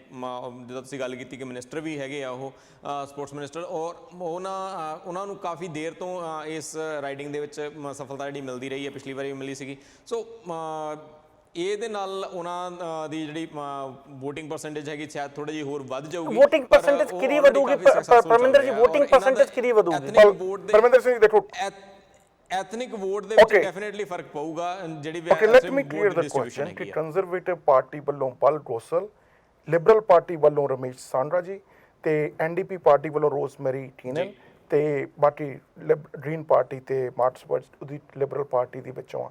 ਪਰ ਜਿਹੜਾ ਮੁੱਖ ਮੁਕਾਬਲਾ ਉਹ ਕੰਜ਼ਰਵੇਟਿਵ, ਲਿਬਰਲ ਤੇ NDP ਦੇ ਵਿੱਚ ਆ। ਇਸ ਵੇਲੇ ਰਮੇਸ਼ ਸਾਂਡਰਾ ਜੀ ਸਿਰਫ 4% ਵੋਟਾਂ ਦੇ ਨਾਲ ਪਿੱਛੇ ਨੇ ਬਲ ਗੋਸਲ ਜੀ ਤੋਂ। ਬਲ ਗੋਸਲ ਜੀ ਨੂੰ ਆਲਮੋਸਟ 38.5% ਤੇ ਸਾਂਡਰਾ ਸਾਹਿਬ ਹਾਂ ਰਮੇਸ਼ ਸਾਂਡਰਾ ਜੀ ਨੂੰ 34.5% ਤੇ NDP ਨੂੰ ਅਬਾਊਟ 29% ਸਪੋਰਟ ਆ। ਜੇ ਇਸ ਪਾਲਿਸੀ ਦੇ ਵਿੱਚ ਜੇ ਸੱਚੀ ਗੱਲ ਦੇਖੀ ਜਾਵੇ, ਜੇ ਬਾਈ ਚਾਂਸ ਮੰਨ ਲਿਆ ਜਾਵੇ ਕਿ ਬਲ ਗੋਸਲ ਜੀ ਆਪਣੀ ਇਸ ਸਪੋਰਟ ਨੂੰ ਹੋਲਡ ਵੀ ਕਰਦੇ ਨੇ, ਪਰ ਕਿਤੇ ਨਾ ਕਿਤੇ NDP ਦੀਆਂ ਜਿਹੜੀਆਂ 29.5% ਸਪੋਰਟ ਆ ਉਹਦੇ ਵਿੱਚੋਂ 4% 5% ਵੋਟ ਸ਼ਿਫਟ ਹੋ ਕੇ ਬਲ ਗੋਸਲ ਜੀ ਨੂੰ ਖਤਰਾ ਬਣ ਸਕਦਾ ਜਾਂ ਨਹੀਂ? ਹਰਪ੍ਰੀਤ ਜੀ। ਦਵਿੰਦਰ ਜੀ ਬਿਲਕੁਲ ਬਣ ਸਕਦਾ। ਪਹਿਲੀ ਗੱਲ ਜਿਹੜੇ ਤੁਸੀਂ ਨੰਬਰ ਦਿੱਤੇ ਆ 38%, 34%, 4% ਵੋਟਾਂ ਦਾ 60% ਦਾ ਸਿਰਫ ਫਰਕ ਆ। ਤੇ ਦੂਜੀ ਗੱਲ ਜਿਹੜੀ ਰਾਈਡਿੰਗ ਆ, ਇਮੀਗ੍ਰੈਂਟ ਰਾਈਡਿੰਗ ਆ, ਜਿਹੜੀ ਹੁਣ ਅੱਜ ਜਸਟਿਨ ਟਰੂਡੋ ਜੀ ਨੇ ਇਮੀਗ੍ਰੇਸ਼ਨ ਦੇ ਨੰਬਰ ਦਿੱਤੇ ਨੇ। ਨੋ ਮੈਟਰ ਜੋ ਆਪਾਂ ਕਹੀਏ ਜਿਹੜੇ ਇਮੀਗ੍ਰੈਂਟਸ ਨੇ ਇਸ ਨੰਬਰ ਨਾਲ ਖੁਸ਼ ਹੋਣਗੇ ਤੇ ਸ਼ਾਇਦ ਜੇ ਲਿਬਰਲ ਵੱਲ ਜੇ ਵੋਟ ਥੋੜੀ ਜਿਹੀ ਝੁਕਦੀ ਆ ਤੇ ਇੱਥੇ ਵੀ ਬਲ ਗੋਸਲ ਜੀ ਜੋ ਸੀਟ ਨੂੰ ਥੋੜਾ ਜਿਹਾ ਖਤਰਾ ਹੋ ਸਕਦਾ ਹੈ। ਹੁਣ ਗੱਲ ਚੱਲਦੀ ਆ ਆਪਾਂ ਬਰੈਂਪਟਨ ਈਸਟ ਦੀ। ਈਸਟ ਦੇ ਵਿੱਚ ਲਿਬਰਲ ਪਾਰਟੀ ਦੀ 42.6%, NDP 33.7 ਤੇ ਕੰਜ਼ਰਵੇਟਿਵ 21.3%। ਲਿਬਰਲ ਪਾਰਟੀ ਦੇ 63% ਚਾਂਸ ਨੇ ਇਸ ਰਾਈਡਿੰਗ ਦੇ ਵਿੱਚੋਂ ਜਿੱਤਣ ਦੇ ਵਿੱਚ, ਜਿੱਥੇ ਕੈਂਡੀਡੇਟ ਨੇ ਲਿਬਰਲ ਪਾਰਟੀ ਦੇ ਰੁਕੀ candidate Raj Grewal, NDP party ਦੇ ਹਰਬਲਜੀਤ ਸਿੰਘ ਕਾਲੋਂ ਉਹ ਵੀ ਰੁਕੀ ਕੈਂਡੀਡੇਟ, ਤੀਜੇ ਪਾਸੇ ਕੰਜ਼ਰਵੇਟਿਵ ਪਾਰਟੀ ਦੇ ਨਵਲ ਬਜਾਜ ਉਹ ਵੀ ਰੁਕੀ ਕੈਂਡੀਡੇਟ। ਕੰਜ਼ਰਵੇਟਿਵ ਪਾਰਟੀ ਆਲਰੇਡੀ ਤੀਜੇ ਨੰਬਰ ਤੇ ਚੱਲ ਰਹੀ ਆ ਤੇ ਲਿਬਰਲ ਪਾਰਟੀ ਪਹਿਲੇ ਨੰਬਰ ਤੇ ਚੱਲ ਰਹੀ ਆ। ਹਰਪ੍ਰੀਤ ਜੀ, ਕੀ ਜਿਹੜੀ ਅੱਗੇ ਚੱਲ ਰਹੇ ਨੇ ਇਹ ਸਪੋਰਟ ਸਟਰੋਂਗ ਬੇਸ ਲਿਬਰਲ ਦਾ ਹੋਰ ਜ਼ਿਆਦਾ ਸਟਰੋਂਗ ਹੋ ਸਕਦਾ ਜਾਂ ਹਰਬਲਜੀਤ ਸਿੰਘ ਕਾਲੋਂ ਉਹਨਾਂ ਨੂੰ ਕੋਈ ਬਹੁਤ ਵੱਡਾ ਮੁਕਾਬਲਾ ਹੋਰ ਦੇ ਸਕਦੇ ਨੇ? ਆਈ ਡੋਂਟ ਥਿੰਕ ਇੱਥੇ ਜੇ ਆਪਾਂ ਇਸ ਰਾਈਡਿੰਗ ਦੀ ਗੱਲ ਕਰੀਏ ਦਵਿੰਦਰ ਜੀ, ਰਾਜ ਗਰੇਵਾਲ ਜੀ ਸ਼ੁਰੂ ਤੋਂ ਹੀ ਸਟਰੋਂਗ ਕੈਂਡੀਡੇਟ ਲੱਗ ਰਹੇ ਸੀ। ਨਵਲ ਬਜਾਜ ਜੀ ਸ਼ੁਰੂ ਤੋਂ ਹੀ ਪਿੱਛੇ ਚੱਲ ਰਹੇ ਸੀ। ਹਰਬਲਜੀਤ ਸਿੰਘ ਕਾਲੋ ਜੀ ਦੀ ਵਿੱਚ ਥੋੜੀ ਜਿਹੀ ਵੇਵ ਬਣੀ ਸੀ, ਲੱਗ ਰਿਹਾ ਸੀ ਕਿ ਸ਼ਾਇਦ ਜੋ ਉਹਨਾਂ ਦੇ ਇੱਕ ਦੋ ਡਿਨਰਸ ਜਾਂ ਸਪੋਰਟ ਵਿੱਚ ਪ੍ਰੋਗਰਾਮ ਕੀਤੇ ਗਏ ਲੱਗ ਰਿਹਾ ਸੀ ਵੇਵ ਬਣਾ ਲੈਣਗੇ, ਪਰ ਕਿਤੇ ਲੱਗਦਾ ਨਹੀਂ। I think Raj Grewal still ਕਾਫੀ ਅੱਗੇ ਚੱਲ ਰਹੇ ਨੇ ਤੇ ਅਗੇਨ ਇਮੀਗ੍ਰੈਂਟ ਰਾਈਡਿੰਗ ਆ, ਰਾਜ ਗਰੇਵਾਲ ਜੀ ਦੇ ਨੰਬਰ ਸਟਰੋਂਗ ਹੀ ਹੋਣਗੇ। ਪਰਮਿੰਦਰ ਸਿੰਘ ਜੀ, ਡੂ ਯੂ ਐਗਰੀ? ਬਿਲਕੁਲ ਇੱਥੇ ਲਿਬਰਲ ਜਿਹੜੀ ਸਟਰੋਂਗ ਹੋਲਡ ਕਾਫੀ ਹੈਗਾ ਜੀ, ਔਰ 42% ਦੇ ਨੀਅਰ ਅਬਾਊਟ ਸਪੋਰਟ ਜਿਹੜੀ ਮਿਲ ਰਹੀ ਆ। ਆਈ ਥਿੰਕ ਕਾਫੀ ਜ਼ਿਆਦਾ ਸਪੋਰਟ ਹੈਗੀ ਆ ਔਰ ਇਹਨੂੰ ਕਵਰ ਅਪ ਕਰਨਾ ਕਿਸੇ ਵੀ ਹੋਰ ਪਾਰਟੀ ਕੈਂਡੀਡੇਟ ਦੇ ਲਈ ਥੋੜਾ ਮੁਸ਼ਕਿਲ ਹੋਊਗਾ, ਕਿਉਂਕਿ ਜੇ ਅਸੀਂ ਮਿਨੀਮਮ ਡਿਫਰੈਂਸ ਇਸ ਸਮੇਂ ਦੇਖੀਏ ਵੀ ਤੇ ਇਹ ਕਰੀਬ 9% ਦਾ ਡਿਫਰੈਂਸ ਜਿਹੜਾ ਆ ਉਹ ਸਾਨੂੰ ਦੇਖਣ ਨੂੰ ਮਿਲਦਾ ਪਿਆ। ਸ਼ਾਇਦ ਇੰਨੇ ਸਮੇਂ ਦੇ ਵਿੱਚ ਜੇ ਕੋਈ ਮੇਜਰ ਹਿਕਅਪ ਨਾ ਹੋਵੇ ਤੇ ਇੰਨੇ ਟਾਈਮ ਦੇ ਵਿੱਚ ਇਹ ਜਦੋਂ ਗੱਲ ਬਰੈਂਪਟਨ ਨਾਰਥ ਦੀ ਕੀਤੀ ਜਾਵੇ, ਕਾਫੀ ਚਰਚਾ ਦੇ ਵਿੱਚ ਇਹ ਰਾਈਡਿੰਗ ਬਣੀ ਹੋਈ ਆ। ਕੰਜ਼ਰਵੇਟਿਵ ਪਾਰਟੀ ਦੇ ਪਰਮ ਗਿੱਲ, NDP ਪਾਰਟੀ ਦੇ ਮਾਰਟਿਨ ਸਿੰਘ ਤੇ ਲਿਬਰਲ ਪਾਰਟੀ ਦੇ ਰੂਬੀ ਸੋਹਤਾ ਉੱਥੋਂ ਚੋਣ ਲੜ ਰਹੇ ਨੇ। ਜੇ ਇਹਨਾਂ ਦੇ ਅੰਕੜਿਆਂ ਤੇ ਨਜ਼ਰ ਮਾਰੀ ਜਾਵੇ, ਹਾਲਾਂਕਿ ਪਰਮ ਗਿੱਲ ਕਾਫੀ ਚਰਚਾ ਦੇ ਵਿੱਚ ਰਹੇ ਨੇ, ਕੰਜ਼ਰਵੇਟਿਵ ਪਾਰਟੀ ਦੇ ਵਿੱਚ ਅਸਿਸਟੈਂਟ ਮਿਨਿਸਟਰ ਵੀ ਰਹੇ ਨੇ, ਪਰ ਕਾਫੀ ਤਕੜੀ ਲੜਾਈ ਹੋ ਰਹੀ ਆ। ਪਰ ਜਿਹੜੀ ਲੜਾਈ ਆ ਉਹ ਇਹ ਆ ਵੀ 40.3% ਨਾਲ ਪਰਮ ਗਿੱਲ ਅੱਗੇ ਨੇ, ਪਰ 38.4 ਨਾਲ Ruby Sahota neck to neck, ਸਿਰਫ 2% ਵੋਟ ਦਾ ਫਰਕ ਆ। ਹਾਂ, ਤੀਜੇ ਪਾਸੇ ਜੇ NDP ਦੀ ਗੱਲ ਕੀਤੀ ਜਾਵੇ ਤਾਂ 18.5% ਸਪੋਰਟ ਆ। ਜੇ ਇਹੋ ਜਿਹੀਆਂ ਪਾਲਿਸੀਆਂ ਆਉਣਗੀਆਂ ਕਿ 2% ਦਾ ਜਿਹੜਾ ਗੈਪ ਆ ਉਹ ਕਵਰ ਕੀਤਾ ਜਾ ਸਕਦਾ? ਹਰਪ੍ਰੀਤ ਜੀ। ਬਿਲਕੁਲ ਦਵਿੰਦਰ ਜੀ 2% ਦਾ ਗੈਪ ਆਪਾਂ ਵੇਖ ਵੀ ਸਕਦੇ ਹਾਂ ਐਕਚੁਅਲੀ ਜੇ ਆਪਾਂ ਐਰਰਸ ਦੀ ਗੱਲ ਕਰੀਏ ਤੇ ਐਰਰਸ ਵੀ ਨਾਲ ਵੀ ਕਵਰ ਹੋ ਸਕਦਾ ਵਾ ਬਟ ਜੇ ਥੋੜੀ ਜਿਹੀ ਵੀ ਵੇਵ ਲਿਬਰਲ ਵੱਲ ਹੁੰਦੀ ਆ ਤੇ ਆਈ ਥਿੰਕ ਇੱਥੇ ਵੀ ਪਰਮ ਗਿੱਲ ਜੀ ਜਾਂ ਕੰਜ਼ਰਵੇਟਿਵ ਦੀ ਆ ਸੀਟ ਬਿਲਕੁਲ ਜਿੱਤੀ ਜਾ ਸਕਦੀ ਆ। ਅਸੀਂ ਪਹਿਲਾਂ ਵੀ ਗੱਲ ਪਰਮਿੰਦਰ ਸਿੰਘ ਜੀ ਐਨਡੀਪੀ ਦਾ ਹਜੇ ਤੱਕ ਖਾਤਾ ਨਹੀਂ ਖੁੱਲਿਆ, do you agree? Stronghold ਦੇਖਣ ਨੂੰ ਸਾਨੂੰ ਘੱਟ ਮਿਲਦਾ ਪਿਆ, ਲਿਬਰਲ ਦਾ ਸਟਰੋਂਗ ਹੋਲਡ ਇੱਥੇ ਕਾਫੀ ਹੈਗਾ ਆ। ਔਰ ਜੇ ਅਸੀਂ ਇਸ ਪਾਰਟਿਕੂਲਰ ਰਾਈਡਿੰਗ ਦੀ ਗੱਲ ਕਰਦੇ ਪਏ ਆ ਬ੍ਰੈਂਪਟਨ ਨਾਰਥ ਦੀ ਇੱਥੇ ਬਿਲਕੁਲ ਪਰਮ ਗਿੱਲ ਜੀ ਦੀ ਸੀਟ ਨੂੰ ਇਸ ਟਾਈਮ ਖਤਰਾ ਲੱਗ ਰਿਹਾ ਆ। ਹਾਲਾਂਕਿ ਕਾਫੀ ਸਟਰੋਂਗ ਕੈਂਡੀਡੇਟ ਨੇ ਬਟ ਬਾਵਜੂਦ ਇਸ ਦੇ ਲਿਬਰਲ ਪਾਲਿਸੀਜ਼ ਜਾਂ ਲਿਬਰਲ ਜਿਹੜੀ ਹੁਣ ਖਾਸ ਤੌਰ ਤੇ ਇਮੀਗ੍ਰੇਸ਼ਨ ਦੀ ਆਈ ਆ ਇਹਦੇ ਨਾਲ ਡੈਫੀਨਿਟਲੀ ਇੱਕ ਵੇਵ ਕ੍ਰੀਏਟ ਹੋ ਸਕਦੀ ਆ ਔਰ ਇਹਦਾ ਇਫੈਕਟ ਜਿਹੜਾ 2% ਤੋਂ ਵੀ ਘੱਟ ਦਾ ਡਿਫਰੈਂਸ ਹੈਗਾ ਉਹਨੂੰ ਪੂਰਾ ਕੀਤਾ ਜਾ ਸਕਦਾ ਹੈ।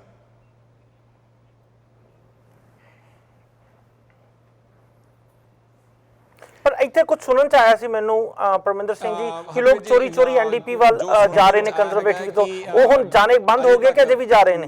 ਮੈਂ ਪੋਲ ਨੰਬਰਸ ਦੇ ਵਿੱਚ ਨਹੀਂ ਦੇਖ ਰਿਹਾ ਬਟ ਜੋ ਮੈਨੂੰ ਲੋਕਾਂ ਤੋਂ ਸੁਣਨ ਨੂੰ ਮਿਲਦਾ ਪਿਆ ਉਹ ਇਹ ਆ ਕਿ ਹਾਂਜੀ ਐਨਡੀਪੀ ਦੀ ਸਪੋਰਟ ਵੀ ਕਾਫੀ ਹੈਗੀ ਆ ਪਰ ਹੁਣ ਮੈਨੂੰ ਇਹ ਨਹੀਂ ਪਤਾ ਕਿ ਉਹ ਪਰ ਦਵਿੰਦਰ ਜੀ ਇਹ ਹਮੇਸ਼ਾ ਸਾਡੇ ਅਗਰ ਪਰ ਚੋਰੀ ਕਿਉਂ ਆ? ਚੋਰੀ ਚੁਪਕੇ ਜਿੱਥੇ ਆਪਣੇ ਇੰਡੀਅਨ ਕਮਿਊਨਿਟੀ ਦੇ ਬੰਦੇ ਖੜੇ ਹੋਣ ਇੱਕ ਘਰ ਦੇ ਵਿੱਚ ਕਈ ਵਾਰੀ ਸਾਰੀਆਂ ਪਾਰਟੀਆਂ ਦੇ ਸਾਈਨ ਲੱਗੇ ਹੋਏ ਹੁੰਦੇ ਆ ਸੋ ਕਿਸੇ ਨੂੰ ਨਾ ਨਹੀਂ ਕਹਿੰਦੇ। ਹੁਣ ਪਤਾ ਨਹੀਂ ਕਿ ਕਿਸ ਪਾਰਟੀ ਦੇ ਉਹ ਸਪੋਰਟਰ ਨੇ ਸੋ ਜੇ ਅਸੀਂ ਇਹ ਨੰਬਰਸ ਵੱਲ ਦੇਖੀਏ ਤੇ ਸ਼ਾਇਦ ਹੋ ਸਕਦਾ ਹੈ ਕਿ end of the day numbers change ਵੀ ਹੋ ਸਕਦੇ ਬਟ ਫਿਲਹਾਲ ਜਿਹੜੇ ਨੰਬਰਸ ਹੈਗੇ ਆ ਜੋ ਪੋਲਸ ਦੇ ਵਿੱਚ ਆ ਰਹੇ ਹੈਗੇ ਆ ਜੋ ਪਿਛਲੇ ਕੁਝ ਦਿਨਾਂ ਦੇ ਵਿੱਚ ਸਟੈਟਸ ਸਾਹਮਣੇ ਆਏ ਆ ਉਹਦੇ ਅਨੁਸਾਰ ਇਹੀ ਹੈ ਕਿ ਐਨਡੀਪੀ ਦਾ ਸਟਰੋਂਗ ਹੋਲਡ ਜਿਹੜਾ ਹੈ ਉਹ ਜੀਟੀਏ ਦੇ ਵਿੱਚ ਨਹੀਂ ਹੈਗਾ।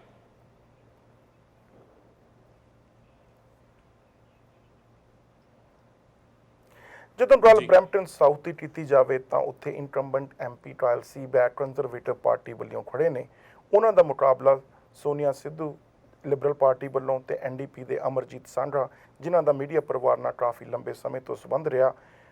ਤਿੰਨਾਂ ਦਾ ਮੁਕਾਬਲਾ ਹੋ ਰਿਹਾ। ਜੇ ਨੰਬਰ ਦੇਖੇ ਜਾਣ ਤਾਂ ਬਰੈਂਪਟਨ ਸਾਊਥ ਦੇ ਵਿੱਚ 46.7% ਨਾਲ ਲਿਬਰਲ ਪਹਿਲੇ ਨੰਬਰ ਤੇ, ਜਿਹੜੇ ਇਨਕੰਬੈਂਟ ਐਮਪੀ ਨੇ ਟ੍ਰਾਇਲ ਸੀ ਬੈਟ 36.3% ਤੇ ਐਨਡੀਪੀ 14% ਤੇ। ਇਹ ਜਿਹੜਾ I think it's a two way race. ਜੇ ਟੂ ਵੇ ਰੇਸ ਲਿਬਰਲ ਤੇ ਕੰਜ਼ਰਵੇਟਿਵ ਦੇ ਵਿੱਚ ਹੋਵੇ ਤੇ ਟਰੂਡੋ ਸਾਹਿਬ ਇਹੋ ਜਿਹੀ ਪਾਲਿਸੀ ਲੈ ਕੇ ਆਉਂਦੇ ਨੇ I think should be call it ਕਿ ਲਿਬਰਲ ਦੀ ਇਹ ਸੀਟ ਹੋ ਸਕਦੀ ਆ। ਸੋਨੀਆ ਸਿੱਧੂ ਇਜ਼ ਦ ਰੁਕੀ ਕੈਂਡੀਡੇਟ ਟੂ। ਬਿਲਕੁਲ ਹੋ ਸਕਦੀ ਹੈ ਦਵਿੰਦਰ ਜੀ। ਅਗੇਨ ਇਮੀਗ੍ਰੈਂਟ ਏਰੀਆ ਵਾ ਤੇ ਇਮੀਗ੍ਰੇਸ਼ਨ ਦੇ ਨਾਂ ਤੇ ਵੋਟਾਂ ਮਿਲਣੀਆਂ ਹੀ ਮਿਲਣੀਆਂ ਨੇ ਐਂਡ ਲਿਬਰਲ ਦੀ ਜੇ ਆਪਾਂ ਵੇਖੀਏ ਤੇ ਬ੍ਰੈਂਪਟਨ ਐਂਡ ਮਿਸੀਸਾਗਾ ਵਿੱਚ ਕਾਫੀ ਸਟਰੋਂਗ ਵੇਵ ਚੱਲ ਰਹੀ ਹੈ, ਸਟਰੋਂਗ ਹੋਲਡ ਚੱਲ ਰਿਹਾ ਵਾ। ਆਈ ਥਿੰਕ ਇਹ ਸੀਟ ਲਿਬਰਲ 100 ਮੈਨੂੰ ਲੱਗਦਾ ਕੱਟ ਸਕਦੀ ਹੈ। ਪਰਮਿੰਦਰ ਸਿੰਘ ਜੀ ਆਲਰੇਡੀ ਹੈਗੇ ਆ ਸਿਟਿੰਗ ਐਮਪੀ ਹੈਗੇ ਆ ਕਿਤੇ ਨਾ ਕਿਤੇ ਉਹ ਥੋੜੇ ਸੇਫ ਹੋਣਗੇ ਬਟ ਜੋ ਸਟੈਟਸ ਆ ਰਹੇ ਉਹਨਾਂ ਨੂੰ ਦੇਖ ਕੇ ਲੱਗ ਰਿਹਾ ਹੈ ਕਿ ਨਹੀਂ ਲਿਬਰਲ ਪਾਲਿਸੀਜ਼ ਜਿਹੜੀਆਂ ਉਹ ਆਪਣਾ ਰੰਗ ਦਿਖਾਉਂਦੀਆਂ ਪਈਆਂ। ਜੋ ਜਸਟਿਨ ਟਰੂਡੋ ਜੀ ਨੇ ਹੁਣ ਇੱਕ ਹੋਰ ਅਨਾਉਂਸਮੈਂਟ ਕੀਤੀ ਆ ਉਹਦਾ ਸ਼ਾਇਦ ਅੱਗੇ ਜਾ ਕੇ ਵੀ ਹੋਰ ਜ਼ਿਆਦਾ ਹੁੰਗਾਰਾ ਉਹਨਾਂ ਨੂੰ ਮਿਲੂਗਾ ਤੇ ਜਿਹੜੀਆਂ ਜਿੱਥੇ ਡਾਊਟ ਵੀ ਹੈਗਾ ਸ਼ਾਇਦ ਉਹ ਜਿਹੜੀਆਂ ਸੀਟਸ ਆ ਸਿਕਿਉਰ ਹੋ ਜਾਣ ਉਹਨਾਂ ਦੇ ਲਈ।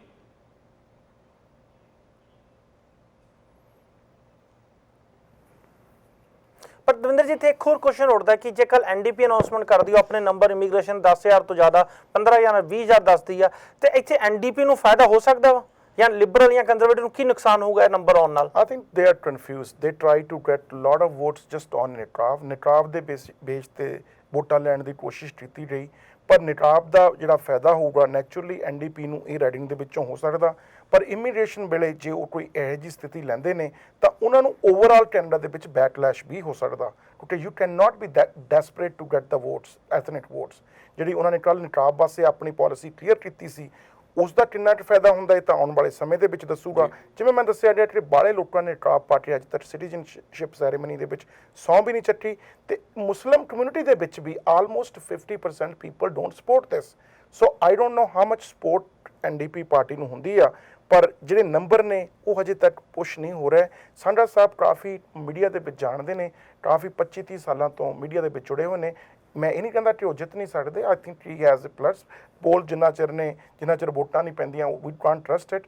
ਪਰ ਮੈਨੂੰ ਲੱਗਦਾ ਕਿਤੇ ਨਾ ਕਿਤੇ ਜਿਹੜੀਆਂ 3 ਯੰਗ ਵੂਮਨ ਲਿਬਰਲ ਪਾਰਟੀ ਨੇ ਖੜਾ ਕੀਤੀਆਂ ਨੇ ਸੋਨੀਆ ਸਿੱਧੂ, ਰੂਬੀ ਸਹੋਤਾ, ਕਮਲ ਖਹਿਰਾ, ਕਿਤੇ ਨਾ ਕਿਤੇ ਲਿਬਰਲ ਪਾਰਟੀ ਦੇ ਲਈ ਇੱਕ ਗੁੱਡ ਸਾਈਨ ਲੈ ਕੇ ਆਉਣਗੀਆਂ। ਥੋੜਾ ਇੱਕ ਹੋਰ ਕੁਐਸਚਨ ਇਹ ਤੋਂ ਹੀ ਰਿਲੇਟਡ ਥੋੜਾ ਜਿਹਾ ਬਾਹਰ ਆ ਪਰ ਜੇ ਤੁਸੀਂ ਗੱਲ ਕੀਤੀ ਨਕਾਬ ਦੀ ਤੇ ਕੀ ਕੁਬੈਕ ਵਿੱਚ ਐਨਡੀਪੀ ਨੂੰ ਨੁਕਸਾਨ ਹੋ ਸਕਦਾ? ਵੈਲ ਐਨਡੀਪੀ ਦੀ ਸਪੋਰਟ ਇੰਨੀ ਜ਼ਿਆਦਾ ਉੱਥੇ ਤੇ ਜਿਹੜਾ ਨੁਕਸਾਨ ਵੀ ਹੋਇਆ ਮੇਰਾ ਖਿਆਲ ਆ ਉਹ ਪਰ ਦਵਿੰਦਰ ਸੀਟਾਂ ਦੇ ਜੀ ਵਿੱਚ ਜਿਹੜੀ ਟ੍ਰਾਂਸਲੇਟ ਉੱਥੇ ਨਹੀਂ ਹੋਊਗਾ। ਨਕਾਬ ਦੀ ਵੀ ਅਗੇਨਸਟ ਸੀ ਲੋਕ, ਉਹ ਵੀ ਬਹੁਤ ਜ਼ਿਆਦਾ ਸੀ। ਦੇਖੋ ਜੇ ਐਨਡੀਪੀ ਨੂੰ ਨੁਕਸਾਨ ਹੁੰਦਾ, let me be very honest with you, ਜਿਹੜੀ ਪਰਸੈਂਟੇਜ ਆਫ ਵੋਟਸ ਜਾਣੀਆਂ ਨੇ, ਪਰਸੈਂਟੇਜ ਆਫ ਵੋਟਸ ਜਾਣੀਆਂ ਨੇ ਜਾਂ ਬਲਾਕ ਕੁਬੈਟਸ ਨੂੰ ਜਾਂ ਕੰਜ਼ਰਵੇਟਿਵ ਪਾਰਟੀ ਨੂੰ, ਇਹਨਾਂ ਦੋਹਾਂ ਪਾਰਟੀਆਂ ਦੀਆਂ ਤੀਜੇ ਤੇ ਚੌਥੇ ਨੰਬਰ ਤੇ ਨੇ। ਜੇ 4-5 ਸਪੋਰਟ ਮਿਲ ਵੀ ਗਈ ਤਾਂ ਸੀਟਾਂ ਦੇ ਵਿੱਚ ਟ੍ਰਾਂਸਲੇਟ ਨਹੀਂ ਹੁੰਦੀਆਂ।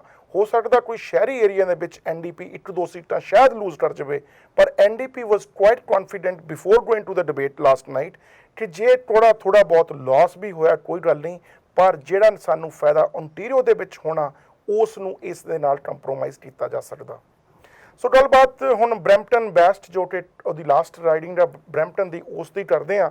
ਜਿਵੇਂ ਮੈਂ ਪਹਿਲਾਂ ਦੱਸਿਆ ਕਿ ਲਿਬਰਲ ਪਾਰਟੀ ਦੇ ਕਮਲ ਖਹਿਰਾ, ਕੰਜ਼ਰਵੇਟਿਵ ਪਾਰਟੀ ਦੇ ਨਿੰਦਰ ਥਿੰਦ ਤੇ ਨਿਊ ਡੈਮੋਕ੍ਰੇਟਿਕ ਪਾਰਟੀ ਦੇ ਅਡੋਮਾ ਪੈਟਰਸਨ, ਇਹਨਾਂ ਦੇ ਵਿੱਚ ਜਿਹੜਾ ਮੁਕਾਬਲਾ ਜੇ ਦੇਖਿਆ ਜਾਵੇ ਤਾਂ 50% ਦੇ ਕਰੀਬ ਲਿਬਰਲ ਪਾਰਟੀ ਨੂੰ ਸਪੋਰਟ ਆ, ਅਬਾਊਟ 30% ਕੰਜ਼ਰਵੇਟਿਵ ਪਾਰਟੀ ਨੂੰ, 17-18% ਐਨਡੀਪੀ ਪਾਰਟੀ ਨੂੰ, ਕਿਤੇ ਨਾ ਕਿਤੇ 86% ਚਾਂਸ ਨੇ ਕਮਲ ਖਹਿਰਾ ਦੇ ਇਲੈਕਸ਼ਨ ਦੇ ਵਿੱਚ ਜਿੱਤਣ ਦੇ ਲਈ। ਕਾਫੀ ਸਟਰੋਂਗ ਇੱਥੇ ਲਿਬਰਲ ਚੱਲ ਰਹੀ ਹੈ ਦਵਿੰਦਰ ਜੀ, ਲੱਗਦਾ ਕਿ ਆਹ ਸੀਟ ਐਨਡੀਪੀ ਐਂਡ ਕੰਜ਼ਰਵੇਟਿਵ ਕਾਫੀ ਜ਼ਿਆਦਾ ਪਿੱਛੇ ਰਹਿ ਚੁੱਕੇ ਹਨ, ਲਿਬਰਲ ਵਾਸਤੇ ਇੱਕ ਕੇਕ ਵਾਕ ਜਿਹਾ ਲੱਗਦਾ ਵਾ। Well the problem is Ninder Thind is also a rookie, right. ਉਸ ਤੋਂ ਬਾਅਦ ਲਿਬਰਲ ਦੇ ਕਮਲ ਖਹਿਰਾ ਵੀ ਰੁਕੀ ਨੇ, ਤੇ ਉਸ ਤੋਂ ਬਾਅਦ ਜੇ ਐਨਡੀਪੀ ਇਸ ਸੀਟ ਤੇ ਜ਼ੋਰ ਵੀ ਲਾਉਂਦੀ ਆ, ਆਈ don't no how can you push from 18% to 50%?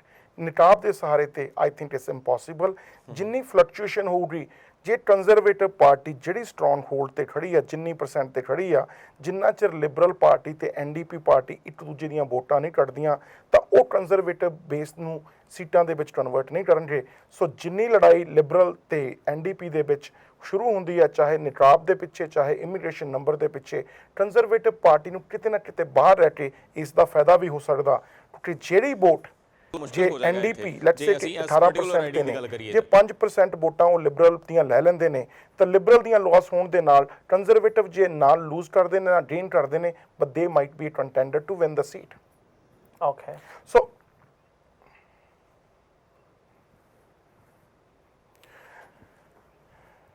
ਜੇ ਬਰੈਂਪਟਨ ਦੀ ਗੱਲ ਕੀਤੀ ਜਾਵੇ, ਜਿਹੜੀ ਸਥਿਤੀ ਦੱਸੀ ਸੀ ਜੀ ਅਸੀਂ ਕਿ ਜਿੰਨੀਆਂ ਵੀ ਸੀਟਾਂ ਨੇ 5 ਸੀਟਾਂ ਦੇ ਵਿੱਚੋਂ 3 ਲਿਬਰਲ ਪਾਰਟੀ ਦੇ ਜਿੱਤਣ ਦੇ ਚਾਂਸ ਨੇ, 2 ਕੰਜ਼ਰਵੇਟਿਵ ਪਾਰਟੀ ਦੇ। ਕੰਜ਼ਰਵੇਟਿਵ ਪਾਰਟੀ ਦੇ ਪਰਮ ਗਿੱਲ ਕਾਫੀ ਕਲੋਜ਼ ਨੇ, ਅਰਾਊਂਡ 53% ਜਿੱਤਣ ਦੇ ਚਾਂਸ ਨੇ। ਸੋ ਕਾਫੀ ਮਿਹਨਤ ਕਰਨੀ ਪੈ ਸਕਦੀ ਆ। ਕੋਸਲ ਸਾਹਿਬ 58% ਜਿੱਤਣ ਦੇ ਚਾਂਸ ਨੇ। ਸੋ ਇਨਡਾਇਰੈਕਟਲੀ ਔਰ ਡਾਇਰੈਕਟਲੀ ਹੀ ਮਾਈਟ ਬੀ ਲਿਟਲ ਸੇਫ। ਜੇ ਗੱਲ ਕਮਲ ਖਹਿਰਾ ਦੀ ਕੀਤੀ ਜਾਵੇ, 86% ਜਿੱਤਣ ਦੇ ਚਾਂਸ ਨੇ, ਤੇ ਬਰੈਂਪਟਨ ਸਾਊਥ ਤੋਂ 73% ਚਾਂਸ, ਤੇ ਬਰੈਂਪਟਨ ਈਸਟ ਤੋਂ ਰਾਜ ਗਰੇਵਾਲ ਦੇ ਆਲਮੋਸਟ 70% ਜਿੱਤਣ ਦੇ ਚਾਂਸ ਨੇ। ਆਉਣ ਵਾਲੇ ਸਮੇਂ ਦੇ ਵਿੱਚ ਅਸੀਂ ਮਿਸੀਸਾਗਾ ਬਾਰੇ ਵੀ ਗੱਲਬਾਤ ਕਰਾਂਗੇ, ਕੈਲਗਰੀ ਦੀਆਂ ਵੀ ਐਥਨਿਕ ਰਾਈਡਿੰਗਸ ਦੀ ਗੱਲ ਕਰਾਂਗੇ, ਐਡਮਿੰਟਨ ਦੇ ਵਿੱਚ ਵੀ ਕਾਫੀ 3-ਵੇ ਰੇਸਿਸ ਹੋ ਰਹੀਆਂ ਨੇ, ਜਿਨ੍ਹਾਂ ਦੇ ਵਿੱਚ ਐਥਨਿਕ ਭਾਈਚਾਰੇ, ਖਾਸ ਕਰਕੇ ਪੰਜਾਬੀ ਭਾਈਚਾਰੇ ਦੇ ਨਾਲ ਜਿਹੜੇ ਜੁੜੇ ਹੋਏ ਨੇ ਉਮੀਦਵਾਰ ਮੈਦਾਨ ਦੇ ਵਿੱਚ ਨੇ। ਕਾਫੀ ਰੋਮਾਂਚਕ ਸਥਿਤੀ ਬਣ ਜਾਂਦੀ ਹੈ ਜਦੋਂ ਇਮੀਗ੍ਰੇਸ਼ਨ ਪਾਲਿਸੀਜ਼ ਦੀ ਅਨਾਉਂਸਮੈਂਟ ਕੀਤੀ ਜਾਂਦੀ ਆ। ਆਉਣ ਵਾਲੇ ਸਮੇਂ ਦੇ ਵਿੱਚ ਇਹ ਵੀ ਡਿਸਕਸ਼ਨ ਕਰਦੇ ਰਵਾਂਗੇ, ਜੇ ਕੋਈ ਨਵੀਂ ਪਾਲਿਸੀ ਆਈ ਤਾਂ ਉਸ ਨੂੰ ਵੀ ਸ਼ੇਅਰ ਕਰਦੇ ਰਵਾਂਗੇ। ਇੱਕ ਚੀਜ਼ ਹੋਰ ਦਵਿੰਦਰ ਜੀ, ਆਪਾਂ ਨੂੰ ਕੁਝ ਫੋਨ ਕਾਲਸ ਆਏ ਨੇ ਕਿ ਆਪਾਂ ਬ੍ਰਿਟਿਸ਼ ਕੋਲੰਬੀਆ ਵੈਨਕੂਵਰ ਵਾਲਾ ਏਰੀਆ ਮੈਸੇਜ ਛੱਡ ਦੇਈਦਾ, ਤਾਂ ਦਰਸ਼ਕਾਂ ਨੂੰ ਇਹ ਵੀ ਦੱਸ ਦਈਏ ਕਿ ਸਰੀ ਐਂਡ ਏਰੀਆ ਜਿੱਥੇ ਆਪਣੇ ਪੰਜਾਬੀ ਭਾਈਚਾਰੇ ਦੇ ਕੈਂਡੀਡੇਟ ਹੈਗੇ ਨੇ, ਉਹਨਾਂ ਦੀ ਵੀ ਅੱਗੇ ਤੁਹਾਨੂੰ ਜਲ ਕੇ ਅਸੀਂ ਜ਼ਰੂਰ ਜਾਣਕਾਰੀ ਦੇਵਾਂਗੇ। ਕਿਹੜੇ ਏਰੀਏ ਵਿੱਚ ਕੀ ਪੋਲਸ ਚੱਲ ਰਹੇ ਨੇ ਉਹ ਵੀ ਤੁਹਾਡੇ ਨਾਲ ਸ਼ੇਅਰ ਕਰਦੇ ਰਵਾਂਗੇ। ਦੇਖੋ, ਚੱਕ ਦੇ ਟੀਵੀ ਨੇ ਪਹਿਲਾਂ ਅਨਾਉਂਸ ਕੀਤਾ ਸੀ, ਸਾਡੀ ਸੋਚ ਆ ਕਿ ਡਿਬੇਟ ਕਰਵਾਏ ਜਾਣ। ਅਸੀਂ ਕਾਫੀ ਇੰਟਰਵਿਊਜ਼ ਵੀ ਕੀਤੀਆਂ ਕੈਂਡੀਡੇਟਸ ਦੀਆਂ। 2 ਅਕਤੂਬਰ ਨੂੰ ਅਸੀਂ ਟੋਰਾਂਟੋ, ਬਰੈਂਪਟਨ ਜਾਂ ਮਿਸੀਸਾਗਾ ਦੇ ਵਿੱਚ ਇੱਕ ਡਿਬੇਟ ਆਰਗੇਨਾਈਜ਼ ਕਰਨ ਦੀ ਕੋਸ਼ਿਸ਼ ਕਰ ਰਹੇ ਹਾਂ। ਉਸ ਤੋਂ ਠੀਕ ਬਾਅਦ ਕੈਲਗਰੀ ਤੇ ਵੈਨਕੂਵਰ ਤੇ ਐਡਮਿੰਟਨ ਦੇ ਵਿੱਚ ਵੀ ਡਿਬੇਟ ਕਰਾਏ ਜਾਣਗੇ। ਅਸੀਂ ਆਪਣਾ ਪੂਰਾ ਜ਼ੋਰ ਲਾ ਰਹੇ ਹਾਂ ਚੈਨਲ ਵੱਲੋਂ ਕਿ ਉਮੀਦਵਾਰਾਂ ਨੂੰ, ਖਾਸ ਕਰਕੇ ਪੰਜਾਬੀ ਮੂਲ ਦੇ ਉਹਨਾਂ ਉਮੀਦਵਾਰਾਂ ਨੂੰ ਕਿ ਜਿਹੜੇ ਪੰਜਾਬੀ ਦੇ ਵਿੱਚ ਡਿਬੇਟ ਕਰ ਸਕਣ, ਪੰਜਾਬੀ ਭਾਸ਼ਾ ਦੇ ਵਿੱਚ ਜਿਹੜਾ ਪਹਿਲਾ ਕੈਨੇਡੀਅਨ ਡਿਬੇਟ ਹੋਊਗਾ, ਜਿਹਨੂੰ ਇੱਕ ਫੋਰਮ ਦੇ ਤਰ੍ਹਾਂ ਪੇਸ਼ ਕੀਤਾ ਜਾਊਗਾ। ਦਰਸ਼ਕ ਵੀ ਇਨਵਾਈਟ ਕੀਤੇ ਜਾਣਗੇ। ਜੇ ਸਾਡਾ ਉਮੀਦਵਾਰਾਂ ਨੇ ਸਾਥ ਦਿੱਤਾ ਤਾਂ ਇਹ ਡਿਬੇਟ ਜ਼ਰੂਰ ਚੜ੍ਹਨਗੇ। ਜਿੰਨੀਆਂ ਪਾਲਿਸੀਜ਼ ਦੀ ਅਸੀਂ ਗੱਲ ਕਰਦੇ ਹਾਂ, ਡਿਬੇਟ ਦੇ ਵਿੱਚ ਇੱਕ ਨਾਨ ਬਾਇਸਡ ਮੀਡੀਆ ਬਣ ਕੇ ਕੁਐਸਚਨ ਜ਼ਰੂਰ ਪੁੱਛਾਂਗੇ। ਉਮੀਦ ਇਹੀ ਕਰਦੇ ਹਾਂ ਕਿ ਉਮੀਦਵਾਰ ਸਾਡੀ ਜਿਹੜੀ ਰਿਕੁਐਸਟ ਅਸੀਂ ਉਹਨਾਂ ਨੂੰ ਆਲਰੇਡੀ ਭੇਜੀ ਹੋਈ ਆ, ਸਾਡੇ ਸਿਰ ਮੱਥੇ ਲਾਉਣਗੇ ਤੇ ਸਾਨੂੰ ਜੇ ਆਪਣੀ ਸਹਿਮਤੀ ਦਿੰਦੇ ਨੇ ਤਾਂ ਉਹ ਡਿਬੇਟ ਚੱਲਣਗੇ। ਜਦੋਂ ਵੈਨਕੂਵਰ ਦੇ ਆਏ ਤਾਂ ਵੈਨਕੂਵਰ ਦੇ ਵਿੱਚ ਡਿਬੇਟ ਵੀ ਹੋਊਗਾ, ਉਮੀਦਵਾਰਾਂ ਨਾਲ ਇੰਟਰਵਿਊਜ਼ ਵੀ ਹੋਣਗੀਆਂ ਤੇ ਵੈਨਕੂਵਰ ਦੀਆਂ ਰਾਈਡਿੰਗਸ ਬਾਰੇ ਵੀ ਗੱਲਬਾਤ ਕਰਾਂਗੇ। ਅਖੀਰ ਦੇ ਵਿੱਚ ਟਾਈਮ ਕਾਫੀ ਹੋ ਚੁੱਕਿਆ, ਹੁਣ ਸਾਨੂੰ ਤੁਹਾਤੋਂ ਇਜਾਜ਼ਤ ਲੈਣੀ ਪੈਣੀ ਆ। ਇਜਾਜ਼ਤ ਲੈਣ ਤੋਂ ਪਹਿਲਾਂ ਹਮੇਸ਼ਾ ਦੀ ਤਰ੍ਹਾਂ ਇੱਕ ਬੇਨਤੀ ਕਰਨਾ ਚਾਹੂੰਗਾ ਕਿ ਇਸ ਪ੍ਰੋਗਰਾਮ ਦੇ ਸੰਬੰਧੀ ਆਪਣੇ ਵਿਚਾਰ ਤੇ ਸੁਝਾਅ ਜ਼ਰੂਰ ਦਿਆ ਕਰੋ। ਇਹਨਾਂ ਵਿਚਾਰਾਂ ਤੇ ਸੁਝਾਵਾਂ ਸਦਕਾ ਹੀ ਪ੍ਰੋਗਰਾਮ ਨੂੰ ਬਹੁਤ ਵਧੀਆ ਬਣਾਉਣ ਦੇ ਵਿੱਚ ਕਾਫੀ ਮਦਦ ਮਿਲਦੀ ਆ। ਉਮੀਦ ਕਰਦੇ ਹਾਂ ਕਿ ਅੱਜ ਦਾ ਪ੍ਰੋਗਰਾਮ ਤੁਹਾਨੂੰ ਕਾਫੀ ਪਸੰਦ ਆਇਆ ਹੋਊਗਾ। ਸੋ ਅਖੀਰ ਦੇ ਵਿੱਚ ਪਰਮਿੰਦਰ ਸਿੰਘ ਜੀ ਤੇ ਹਰਪ੍ਰੀਤ ਜੀ, ਤੁਹਾਡਾ ਬਹੁਤ ਬਹੁਤ ਧੰਨਵਾਦ। ਕਾਫੀ ਜਾਣਕਾਰੀ ਦਿੱਤੀ, ਟੂ ਇੰਡੀਵਿਜੂਅਲ ਜਾਣਕਾਰੀ ਇੰਡੀਵਿਜੂਅਲ ਪਾਰਟੀਆਂ ਦੀ ਦਿੱਤੀ। ਉਮੀਦ ਕਰਦੇ ਹਾਂ ਦਰਸ਼ਕਾਂ ਨੇ ਵੀ ਕਾਫੀ ਪਸੰਦ ਕੀਤੀ ਹੋਵੇਗੀ। ਅਖੀਰ ਦੇ ਵਿੱਚ thank you very much. Sat Sri Akal.